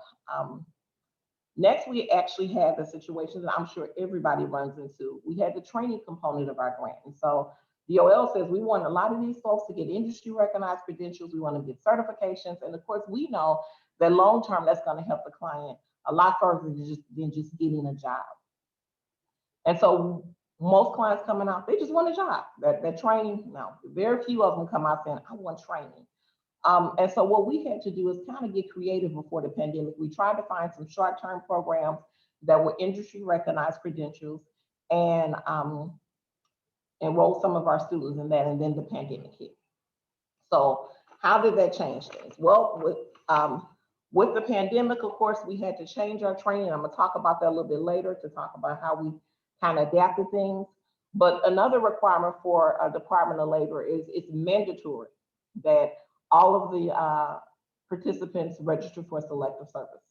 And so we found ourselves, because some of these guys have been in prisons for a while. So, no, I didn't register for selective service. And then there were some, unfortunately, that just refused to. And so we had to adapt our services accordingly because that was a requirement of Department of Labor. Then it came down to what most people can attest to. I just got out of prison. These are my needs. My needs is I got kids, I got a family, I got child support, whatever the case may be. I need a job yesterday. And so Department of Labor says, yeah, okay, but you can only do part-time or full-time. And we had people taking 10 jobs faster than they can offer. Why? Because they needed the money, and that was understandable. So we had to kind of get creative, and we had to start reaching out to some of these employers and say, okay, we buy the uniforms, we provide the transportation, we have a lot of incentives for the individuals in the program. What can we do to work together? What's your requirement for this person to become full-time? How long do they have to work the temp position before they're eligible? And so we tried to provide that support and kind of meet the client where they were basically financially. The other problem we had is, and it's understandable, we had a lot of people that took money took jobs where they were getting paid cash. And of course, that's not an outcome we can count. And needs to say, we want them to be on payroll. We want them to get benefits. So again, those were some of the things that we had to look at. How do we meet the needs of the client versus the need of the grant? Because again, clients had immediate financial needs typically when they came home. So talking about what everybody ran into last year, which was the COVID-19 pandemic shutdown. How did we handle that? Well, it seemed like we just got in the transition center. We were doing good. We were providing classes. And then all of a sudden the pandemic hit and everybody was sheltering in place. Well, unfortunately, the transition center inmates still had to go through the programming. So we were challenged, well, how do we take our program and make it accessible during the pandemic? And so what we did is we do JRT, we do financial literacy, we do mental health. All of those things, all the components of our program, we actually turned into pencil paper. And then we did a quiz. So I personally was dropping off packets and they would work through the program just as if we were coming in, except at the end we did quizzes just to make sure everybody was getting the information. We set up mental health. I took phones and iPads down. And so we set up mental health where the therapists could still call and talk to the inmates via Zoom and FaceTime, and they could still get their mental health services that they need. Resumes, we had them fill out forms, and then we would pick up those forms and we create resumes. And then when they were actually at a point where they could go out and job develop, we would try to meet them in the field, set up appointments, interviews, contact their PO, because it was really hard for them to be able to come out to job interviews. And so we just tried to work with the system there to try to still keep the services going, and just had to be creative with it.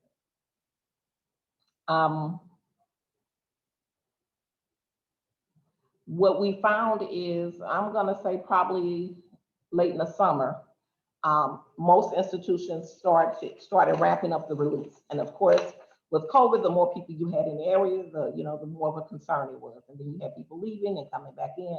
And so we found that a lot of our clients, as we were working with them, next thing we know, they were gone. And it used to be a lot different system. And so what we had to do is we started working with probation parole. When we find out a client was gone, we would work with probation parole with their home plan. Where are they?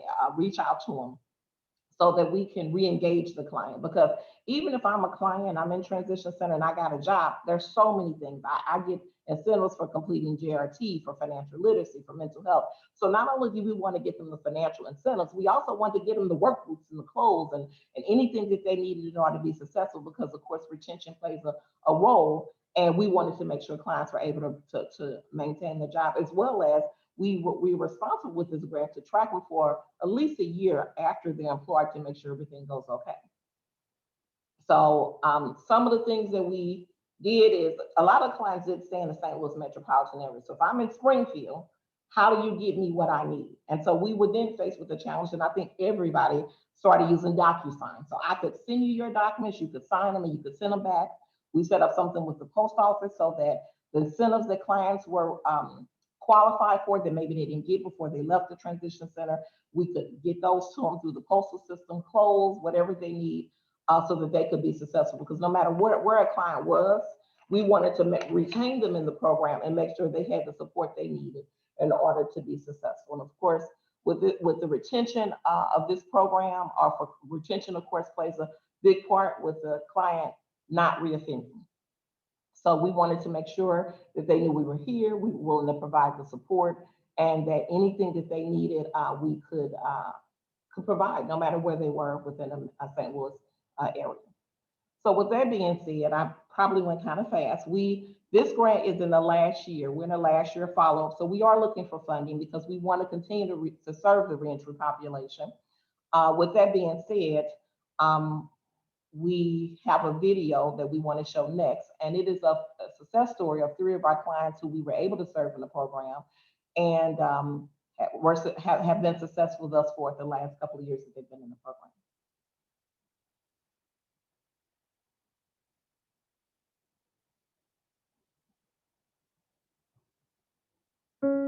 I was incarcerated 3 years, 4 months, bad choices in life, and it was like, what do I do to continue on without letting this define who I am? And so I went through the programs in prison. Matter of fact, got some training there. When I knew I was about to get out, we made some contacts, and they said they could help me again. So that's how I started getting involved with the program again. And it was a blessing, truly. What I found with Murray's Goodwill is that not only do they start you off and get you interested, get you involved, even beyond the classes, they reach out to you, continue to see how you're doing, what's going on with you. Do you need any help, outside of once you complete the program? And I appreciate that. So that's why I say it's a blessing. And anybody that can get involved in it, I think should. They go through a battery of tests and paperwork and, see what your range is, what your interests are, what your strong parts are, and your weaknesses. And from there, they build kind of a portfolio for you that is specific for you. And I think that's a big asset because, instead of grouping you into something you may not want to do or know anything about, they focus on who you are as a person.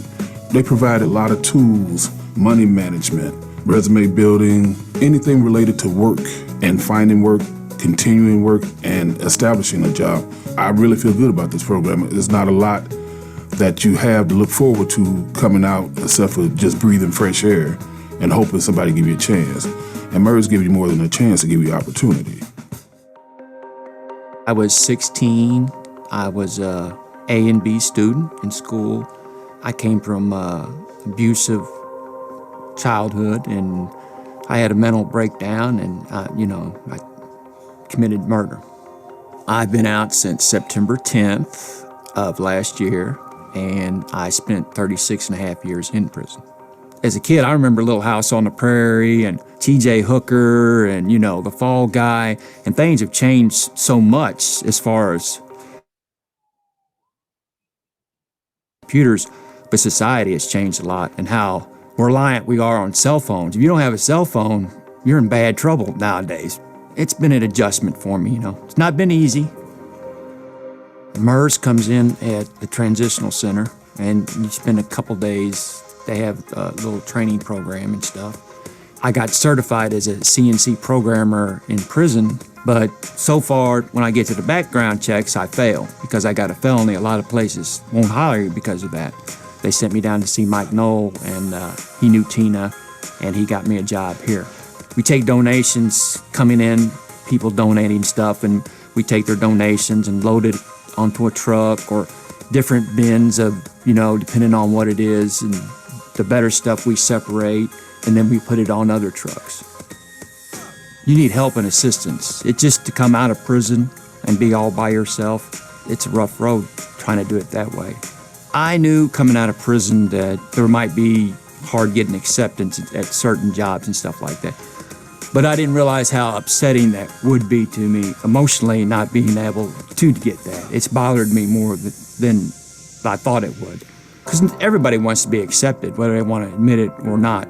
So, MERS helped me get a job, and you don't have to worry about nobody looking down at you because, you've been to prison. And I'm getting out of the transitional center Thursday, so yes, I'm very hopeful. Sleep in a bed big enough for me, not on a regular, little bitty cot, watch TV when I want, got my own apartment. Yes, I'm very hopeful.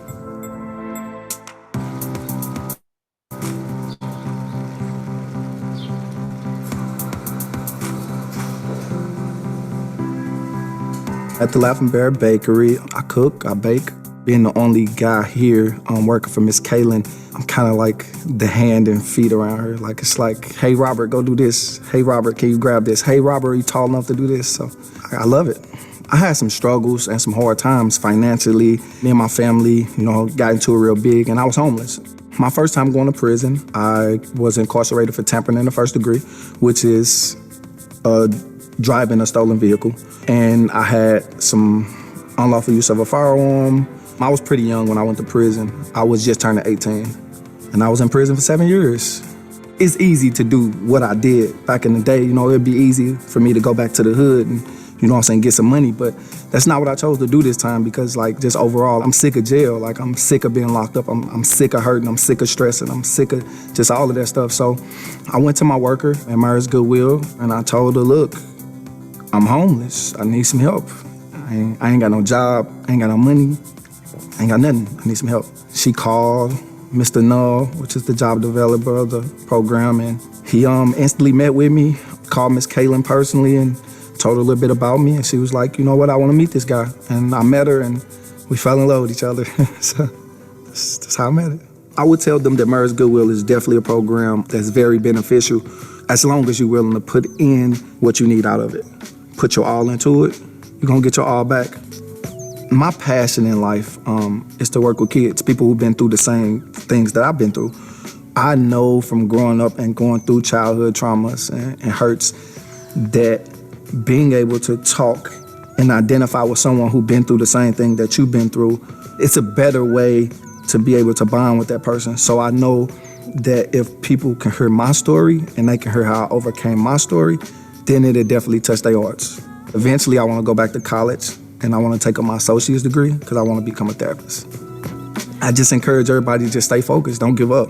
Don't let the system instill hate and rage in your heart to where you can't change. Everybody can change.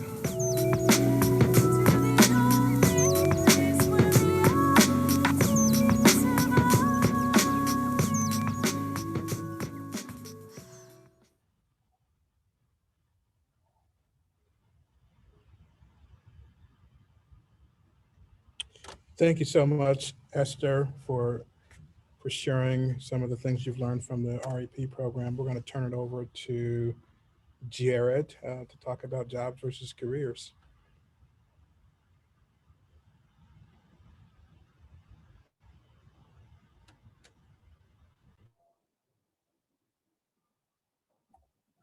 All right, good morning. Again, my name is Jared Kendall. I'm the Director of Employment and Training, and I oversee our reentry projects for Fathers and Family Support Center. Just like MERS Goodwill, we had our issues when it came to this COVID pandemic, when it came to our particular project, which we call CREST. Like was stated before, we're talking about jobs versus careers.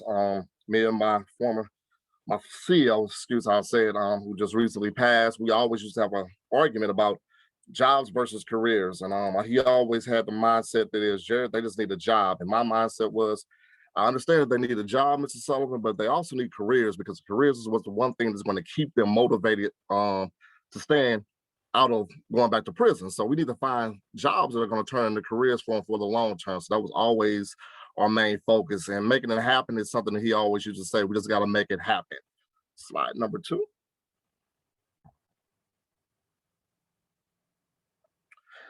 Community Reentry Economic Stability Training, which is our CREST project. I will go over the purpose of the project. I will go over some of the goals and objectives that we had to meet during this process. We'll go through the processes that we went through. Unfortunately, some of the process that we would normally do, we were not able to do this time, but we still have to fulfill a goal, just like MERS Goodwill stated. At the end of the day, when they give you a particular grant, you have to fulfill the grant regardless of what goes on. So we still had to make it through that process. And I will discuss some of the challenges and the outcomes that we face in order for us to meet our particular goals.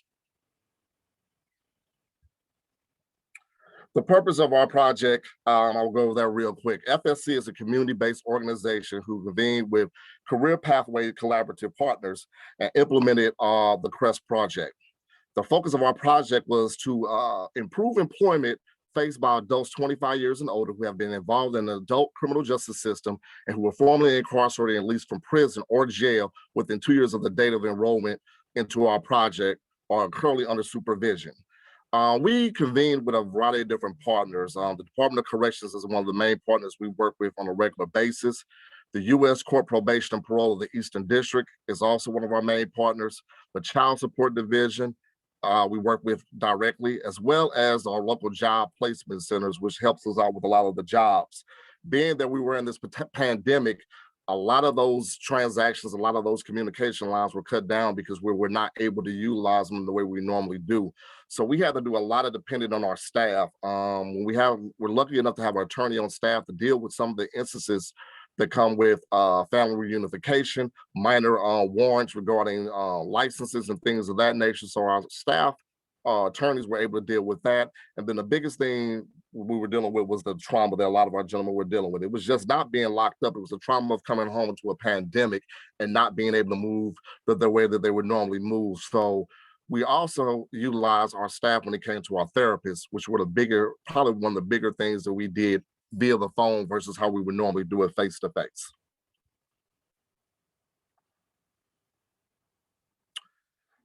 This is the model that we normally use. The whole concept behind our model is a comprehensive, holistic, cognitive approach. That went out the window totally. Normally we were in class, we try to give the gentlemen, when we start doing our intakes in class, we try to hold them in class for 2 to 3 weeks. With that process being in place, not being in place this time, it was a little bit different. This is the way for me, myself, and my team to normally get the gentleman in place, have class, understand some of the things that they were dealing with when it came to being incarcerated, some of the things they're dealing with since they've been been out of prison. Also, it's my way to figure out if they're going to show up on time. Some of the things are the issues that employers are going to look for. So when we look at the standpoint when it comes to jobs versus careers, it's easy to go out here and get a temp job. It's very easy to go get a temp job. And I always tell the gentleman, yeah, you can go get a temp job for $8, $9 an hour and work at Schnucks. How about if we just go directly to Schnucks and get you to $18 an hour? Well, how do we get that done, Mr. Kendall? And that's the process that we normally would put them through doing this 6-week program, which sometimes in cases turns into 6 weeks. In other cases, it might even be shorter. But CREST was a focus on 7 demanding sectors, which consist of construction, hospitality and tourism, transportation, manufacturing, healthcare, and IT and automotive. With that being said, we were trying to find trainings, on-the-job trainings, internships, vocational, occupational training opportunities for our participants to be involved with these particular sectors. As stated before with VOL, there are certain type of employment places that you have to send your participants to, and there's certain type of jobs that they want you to stay in contact with. So with that being said, we had to make sure that we stay with those within those guidelines. The one thing that I did find out during this period of time was the question was more so, how do we get employers to see a lot of our gentlemen, because we would do job fairs and things of that nature, and we were not able to do that this particular time. Also, a lot of our gentlemen come home and they need to get their hot set. So again, how are we going to get a hot set done at this particular time? Everything that we would normally do became to a halt. We normally would have our participants come to our location. Unfortunately, during this period of time, we were in the process of closing our one location and moving to our other location. And with all the COVID guidelines, it was a lot of a mess. I guess you could say is the best word I could put in tone with dealing with this particular situation. But during this period of time, we still had to identify the industry recognized credentials to every pathway, the demand of occupation, so that our gentlemen can definitely meet the program and we can definitely meet our needs. The outcomes that we had to particularly reach, the challenges that we had to really particularly reach was mainly dealing with the fact of, wow, how do I want to state this? It was not necessarily easy to hit our objectives. Considering we had a game plan in place, you go through your enrollment period and you have all these ideas in place. So we figured that we would hit our goals and objectives pretty easily if we went through a normal year, but our enrollment goal was 100%, which was very hard to hit at that particular time. We had to place 70% of them with an average earning of basically right about $10. Also with the occupational skills training, we had to also be at 60%, credential attainment, we need to be at 60%, and then recidivism rate. The whole purpose of the goal was to help justice involved individuals that are coming home to not go back to jail, but also put them in an industry recognized job placement so that they were able to maintain employment, as well as be very involved back into their communities and within their families. So that was our main goal, and our objective was to basically, at the end of the day, help them get back on their feet, help them with employment, which is number one, also help them with any kind of mental health issues that they might be dealing with, as well as get them the trauma-informed care that they need, help them out with any kind of, helping them out with their licenses, family reunification. All of that was tied into these goals, which we placed right here. Next one. Go to the next one. Challenges. Wow. We faced a lot of different challenges, kind of like what Merz Goodwill was stating earlier. We faced a lot of different challenges. Everything that we thought we were going to do stopped. Normally, we are inside of different facilities. Yes, we are in the transition center, and that's normally a good place of recruitment, but normally I teach classes at 3 different institutions. By the time we really got started, my last class was that February. So when we normally would go recruit, we would actually be in different locations where we recruit the services that we have, as well as we would go through the different federal institutions that the feds would help us with to get in there and do the recruitment. That stopped. So we have a relationship with probation and parole. We have a relationship with the transition center, Desmond's house. But during that period of time, there was not a lot of people that were really either coming home or were able to access to be able to get out and deliver their services. So our enrollment was one problem that we faced. So thinking outside the box, I said, what do we need to do?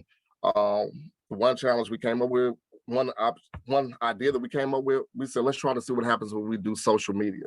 Shockingly enough, we put out a flyer stating that if you have anyone that might fit these particular diagram, if they fit these particular categories, we can help them out with services. Within 3 days, I probably had 50 inboxes of people saying, I have a son that's just been recently released. I have a uncle that'll be coming home soon in the next 2 or 3 months. So with doing that on social media, was shockingly enough, we were able to enroll within a 2-month period about 55 people that we actually got off of just social media, with myself and the rest of my team doing that. The delivery of services, this is the main thing that we want to do when it comes to that. That stopped because it was not able to have them in the classroom, but my team was a different type of team. They didn't necessarily listen to COVID guidelines. They went out and met individuals in parks. They met individuals at libraries, with the places they could meet them in, places and spaces where they allow people to come in and talk to them. In some cases, we did meet people in their homes, and we still were able to get some done in the transition and the Desmond's house. But we took it upon ourselves that if we're going to enroll these individuals and they called in for our services, we were going to do whatever it was going to take to make sure that we deliver the services regardless of that. The training situation was even more of a problem because one of the guidelines is that they have to get a training. A lot of training facilities stopped. A lot of training facilities were not doing anything for a whole year, which led us to be in a very different situation. What were we going to do? Because that was a big portion of our grant, was that you have to get them a training. I focus more so on the job side of it. So I went out and talked to a lot of different employers and explained that you're in a pandemic right now and you claim that you don't have a workforce. I have a workforce. Yes, my workforce might have a background, but regardless of that, a lot of them already come with credentials that you might need, whether it be forklift. Some come with credentials when it comes to construction. Some are in the process of getting their CDL licenses. So I do have a workforce for you. And of course, as we all know, employers ask for help, but they really don't want your help. They want employees that fit in this particular category. So it was my job to go out and make sure that this job versus careers, I found employers that were paying decent wages, that were willing to give our participants either on the job training or give them opportunity to work with them on a regular basis. So the training aspect of it, we had to concentrate predominantly on CDL. We had to concentrate on the IT side of it, as well as the forklift side of it. And then where I was able to talk to different employers, and based on if we had a demand of people, they were willing to do virtual trainings for us. So when it looked like it was going to be very glam and it was going to cause us a little bit of a problem, it didn't. Employment placement, shockingly enough, our best placement time was in the heart of the pandemic. The month of March through June, we were able to place out of this particular program about 45 people into employment. And that was during a period of time where I wouldn't even say the pandemic was our biggest issue. The government was our biggest issue. What do I mean by that? There's free money. A lot of people did not want to work. When they found out how much money they can get by sitting at home, filing unemployment, if they work for a period of time to file unemployment. Unfortunately, a lot of our gentlemen do go home and have significant others that had enough money coming in that they felt that they wouldn't work. So to me, the pandemic wasn't their silly issue. The government was more so my enemy at that particular time. And normally we would have financial literacy classes that would come in and explain the difference of getting that type of money versus a career. So we spent a lot of times with our participants, I wouldn't say in great arguments, telling them the benefits of the long term versus the short term, because at the end of the day, we all know this is a short term fix, but the long term is right now, employers need employees. You can walk into places right now, be making 14 or 15. If you stay 6 or 7 months, you might be a supervisor, or you might get an increase of $5 or $6 where you're over $20 and making $30 to $40 to $50,000 a year. So that had to be our pitch for the long term. Right now, we're currently in the follow-up phase of this particular grant, and I'll go over that in just a second. But the financial resources, we still had our financial resources come in and talk about financial literacy, because at the end of the day, a lot of the gentlemen hadn't had bank accounts. They didn't understand their credit scores and things of that nature. So we made sure that we had somebody talk to them on a one-to-one basis to make sure that that particular process got done. Next.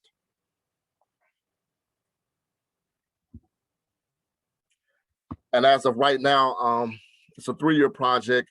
We were fortunate enough and blessed enough at this point that my team has hit every goal, and we're still a year out. We're 104% of our enrollment right now. We have placed 75% of our participants in our particular program. The average earning is right close to $14, where we've always achieved where we want to be. Our occupational skill training rate right now is at 62% with credential attainment, which means credentials. 94% of our participants have a credential right now, and we're currently sitting at a 3% recidivism rate. This has been at the end of the day, it seems like this was very easy, but it's been very challenging because the things that we would normally do, we were not able to do. So in some aspects, we're in the back stages of it now to help some of our participants get some of those things that they need to get back on the job. We're still in the process of, helping people get licensed. We're still in the process of helping them clear up a little warrants here and there, since everything is opening back up. So we've had some very challenging, from moving locations to all of this. But at the end of the day, the one thing that we did find out, no matter what happens in our country, people still need jobs. No matter what happens, we still have people that are being released from prison on a regular basis. So we couldn't come up with the excuse that we could not help. We had to dig down and find out deeper. And social media became our best friend. Instagram, live Snapchats, where we had former people that came through different programs of ours come back and speak on how they got out of prison and how this helped them in the long run. So at the end of the day, a collaboration of people that we work with, from the trainers to the Department of Corrections to the slate, everybody was a great part in helping us go through this process. Any questions? Very good. Thank you, Jared, for sharing. I mean, lots of nuggets of wisdom there in your, kind of description of the CREST program, working your way through the pandemic. So the presentation, the panel is open for questions. We encourage all of our audience members to type in your question in the Q&A box, and we will get them addressed here with Jared and Esther. I want to start by just asking a question. You both have shared some, lots of interesting things about your journey through the pandemic. Esther talked about DocuSign as a tool. Jared talked extensively about the use of social media. You both talked about alternative locations to engage clients during all of that. My question is, as we look forward to getting back to some sense of a new normal, if there is such a thing, what tools and approaches from the pandemic do you think will continue into the future as you service this justice involved client population? And I'll go to Esther first and then to Jared. Well, I definitely believe that DocuSign is here to stay. And we found that, you think about the pandemic introduced things that were always there, but because we had to think out the box, it was the first time we used it. So if I have a client and he works all day, every day, long hours, and I might need to get something signed or I need to get something to him, the measures we put in place, as far as I'm concerned, will remain. I love DocuSign because you're not necessarily inconveniencing a client, but I will say that we still go meet you at your lunch hour. We will still do those things, but if for some reason you move to Springfield, we're going to use DocuSign. So we will still use those. We will use FaceTime. We have some clients that will FaceTime us at lunchtime because, again, that wasn't something we did before, but now, because of the circumstances, because sometimes employers still have a closed door policy, we will continue to use those where needed. Jared? I think for us, the one thing that I found out was social media. I'm always on social media, telling things that I do.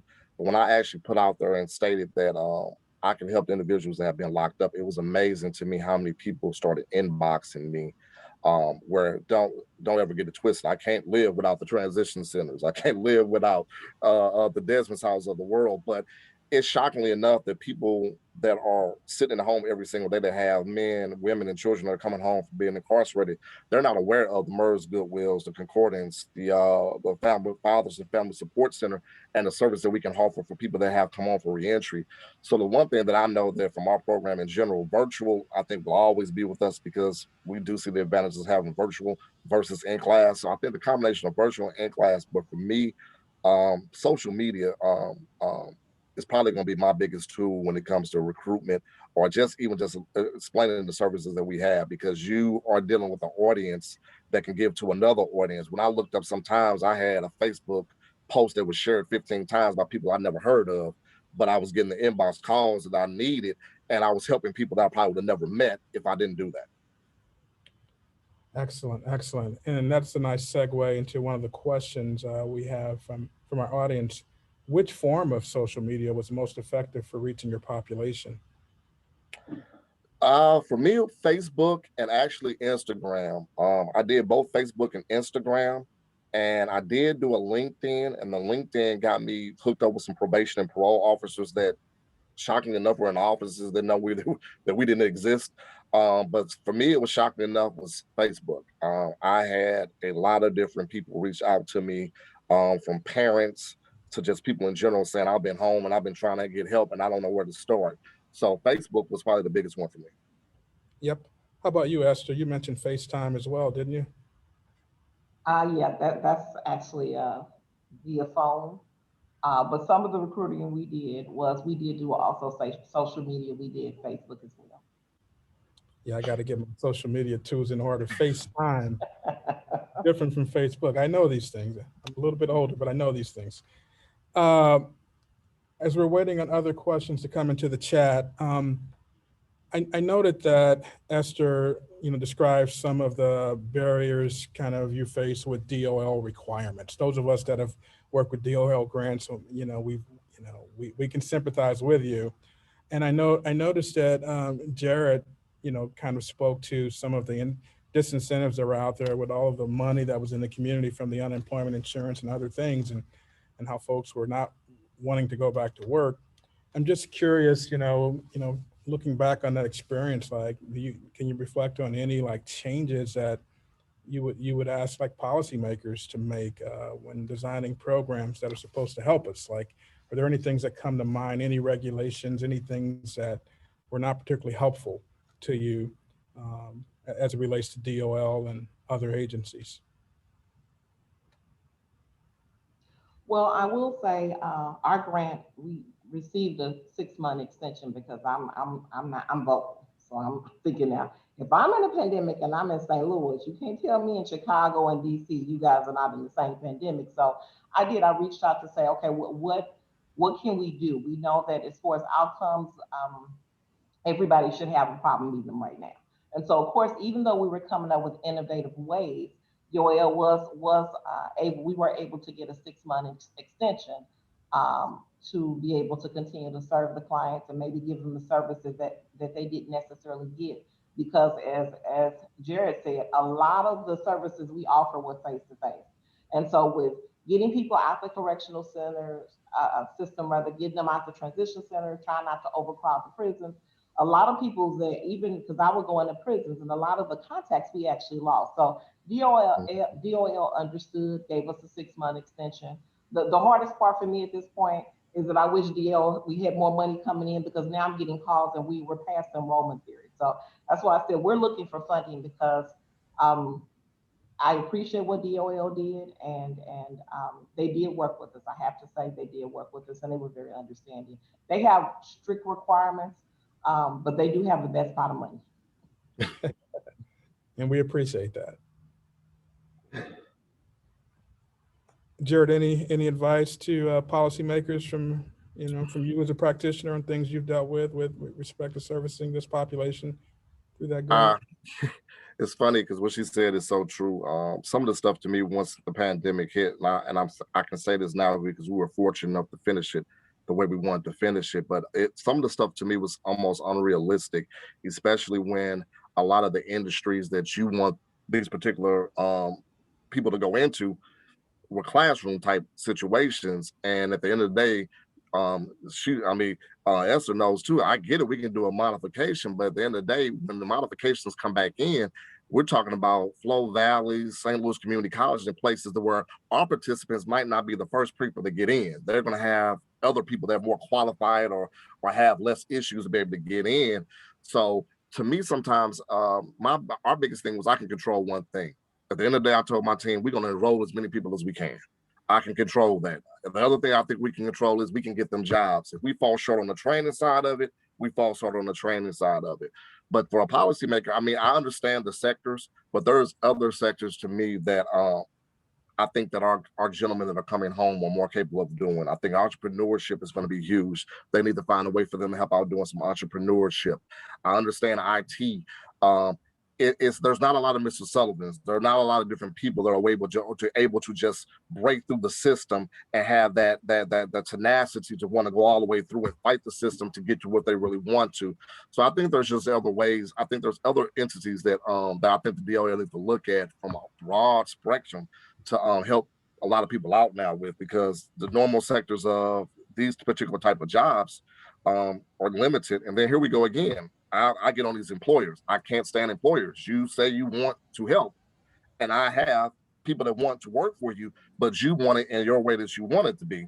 I tell you, my gentlemen come with issues, and I always tell employers, you have people that's stealing from you every single day. You have people on your staff that have backgrounds that you don't know nothing about. You have the same type of person that you claim you don't want, but I'm telling you, mine come with issues, but they're willing to work sometimes even a lower wage. And if you just give them a 90-day period and we'll work with them, let's just start there. So I'm not even mad at DOL. I'm more mad at the employers. Let's just keep it real. I'm mad at employers. And the message about the benefits of second chance hiring, I mean, we need to continue to be singing from the same hymn book on that. Okay, thank you for that, Jared. We got another question in the chat. Do either of you find that clients are dealing with higher rates of substance use and more extreme chronic mental health conditions? And if so, how are you altering your programming to help people with those challenges? So definitely during the pandemic, the substance abuse went through the roof. We had people relapse. It was hard on everybody. We hear on the news about how people with isolation led to depression. And so it definitely, I would say, we re-engage more people into drug treatment. But the other thing is drug treatment didn't look the same. Drug treatment went virtual. And so not everybody responds as well to virtual. That's why I said, will we continue with virtual? Will we continue with FaceTime? Will we continue with DocuSign? Yes, we will. But for some people, they need that face-to-face. And so we did have individuals that relapsed. We had, I think I mentioned in my presentation, I dropped tablets off and cell phones. Now, why were we willing to take a risk to take cell phones into the transition center and turn them over? Because we knew some of those individuals needed that mental health. And so that way, our mental health provider that we partner with the grant, Sharonda Brown, could have her therapist calling and scheduling appointments with the clients, and so they could still get that mental health service. Now, it wasn't face-to-face, but we did provide the best we could virtual to help them go through the mental health issues that they were having. Absolutely. How about from your perspective, Jared, on the mental health substance use disorder issues?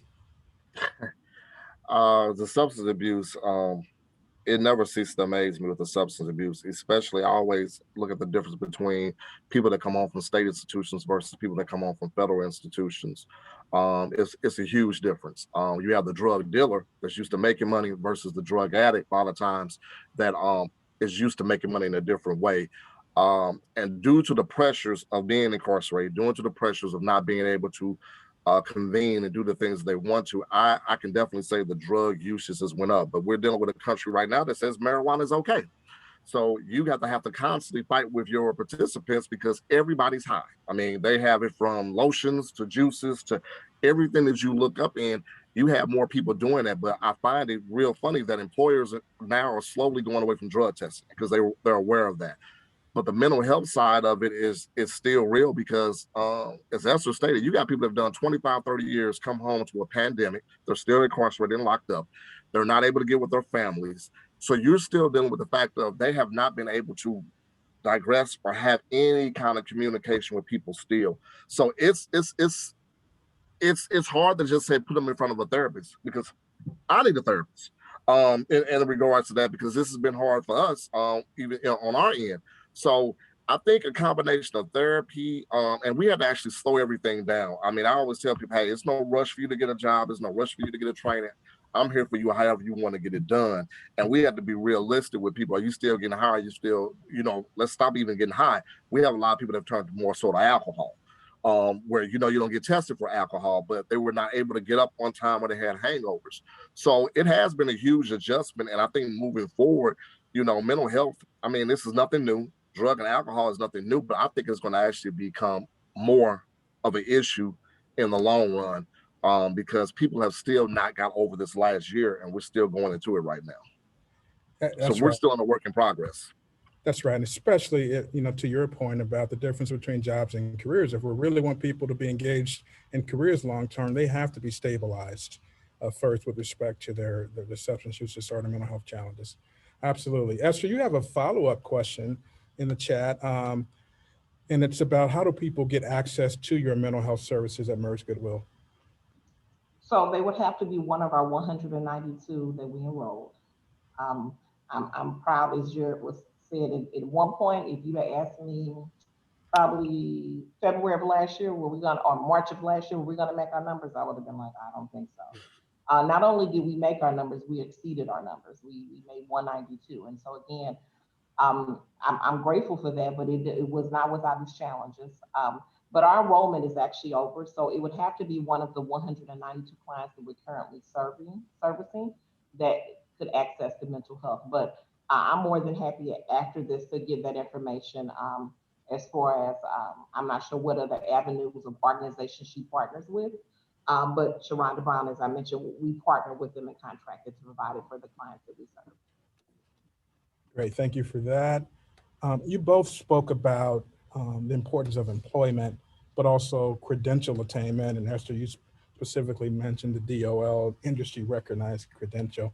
Just curious if you guys could share with our audience the types of industry recognized credentials that you found to be useful and helpful to both participants and employers with your population. So I will say the only one that continued during the pandemic was CDL.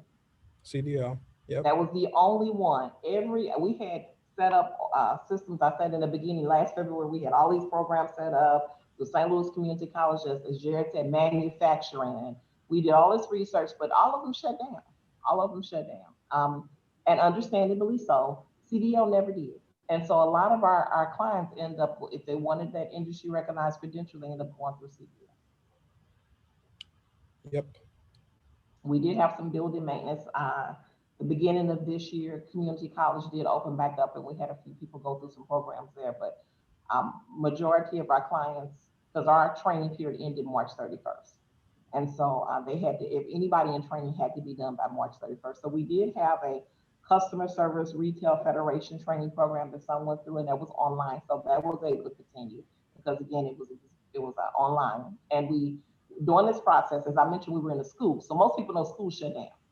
You couldn't come into school. So we ended up relocating to 21st Street. And what we did is we set up a computer lab and we researched what kind of online courses based on what a person was interested in doing. Because I'm not gonna put you in a retail federation training for customer service if you're going into something totally irrelevant. So the interest testing we did, we looked at the individuals. And then if a client qualified for whatever training we were advertising or offering, then we also had a OSHA 30 training. DOL doesn't do that OSHA 10. Everybody know that. So we had a OSHA 30 training. So some of our guys that were actually working in manufacturing and warehouses, we pulled them back in and we offered it to them where they could do it either on their tablets at home or they could come here. And so that was actually how we got the ones that we got trained. That was how we did it. Thank you for that. Jared, any insights from you with respect to the credential attainment and the types of credentials that actually work for the population and the employers? Yeah, I mean, if you look at it from a manufacturing side, there's two major things. Of course, the CDL license, a forklift, but the one thing I am finding out too, and I'm sure you're seeing this too as well, Esther, is they need to have some type of computer knowledge because manufacturing is not the old manufacturing. So we started really looking at a lot of employers that the manufacturing days of just walking around doing inventory is over. If you can't use a computer or a handheld monitor, you already put out. So we try to start at least putting people in some of these little small, not even launch codes, small computer classes, things of that nature, so they can at least get a computer background a little bit, even if that's certificate. But the retail side of it, the certificates, they try to push that down my throat, put them in retail. And I'm just like, not to be funny, retail people are not going to hire our particular population. I know that for a fact. And if they do, it's a 9 or 10 hour job. I don't want my guys or women even to go through that type of situation. So I had to really look into it and figure out what industries was what. And it's shockingly right now, like she stated, was CDL. Previous grants has always been construction. And I think if I still had time right now, it would be construction again. So I always try to find the industry, and it is up to the individual. But if I'm trying to find them a career, I'm trying to find them a career that I can tell them that they can make $40,000 to $50,000 to $60,000. And here are the industries that you can do it. And here's an easier way for it. If you want to leave or move town or do something like that, you can always have a job. But the CDL, I'm not going to discuss that because I got issues with them right now. And the other thing is too, a lot of our gentlemen don't realize they want you to go over the road. and a lot of them are not able to go over the road. And again, employers won't see their license, but do they have 2,000 miles of what's name? No, he just got a license. He just needs to get a job to start off. So it's still a challenge regardless. Absolutely. And thanks for your candor on that. It's important that people, get the real talk on that. So, all righty. Well, time is 11:17. We're nearing completion of the presentation. Want to give you both a chance to offer any closing remarks that you might about your experience. I mean, I think it's been really insightful to kind of look under the hood and kind of hear what you've learned through the pandemic and those things that you think you might continue to work with. But any closing remarks from either of you?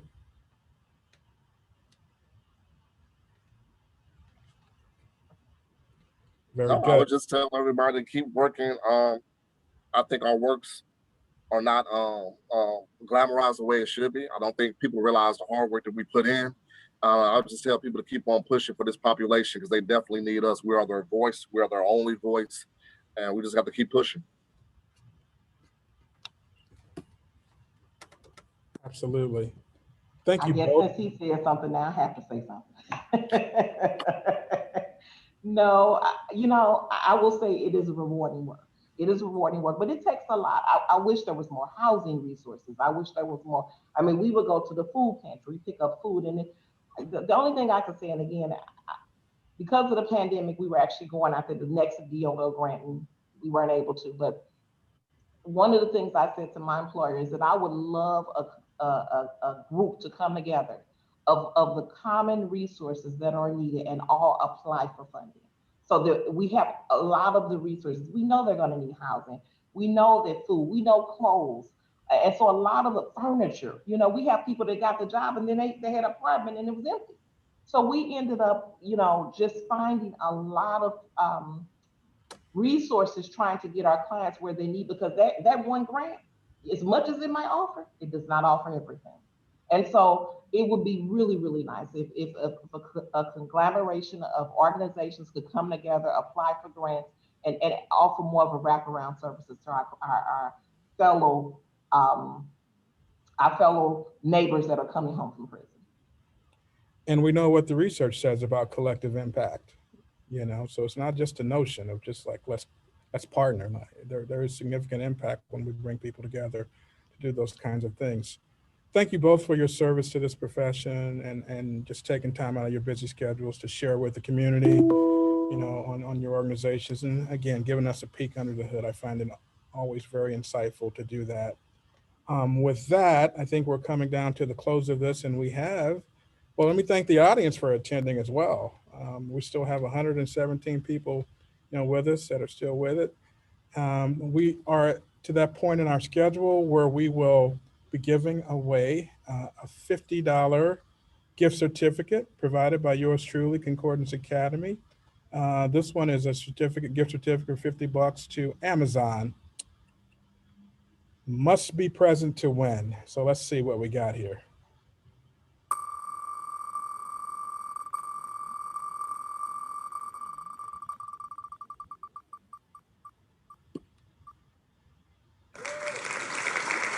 All right, Casey Starlong is the winner of the gift certificate, $50 to Amazon, if Casey is present to win. How do we verify that, Les? Through the chat?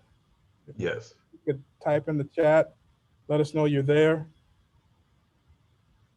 Okay, we have to keep rolling here. She's not present. Another spin.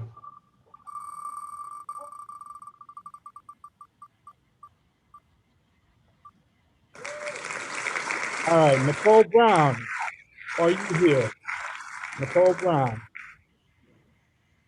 Yes. All right, Nicole, congratulations on winning your $50 gift card to Amazon. Everyone, let's join me and please give Jared and Esther a round of applause for their presentation. I didn't do that. Right. Can you hear it? Can you hear it? All 100 people clapping for you? I can hear it. A lot of energy. I can feel it. I can feel it. You guys did a fabulous job.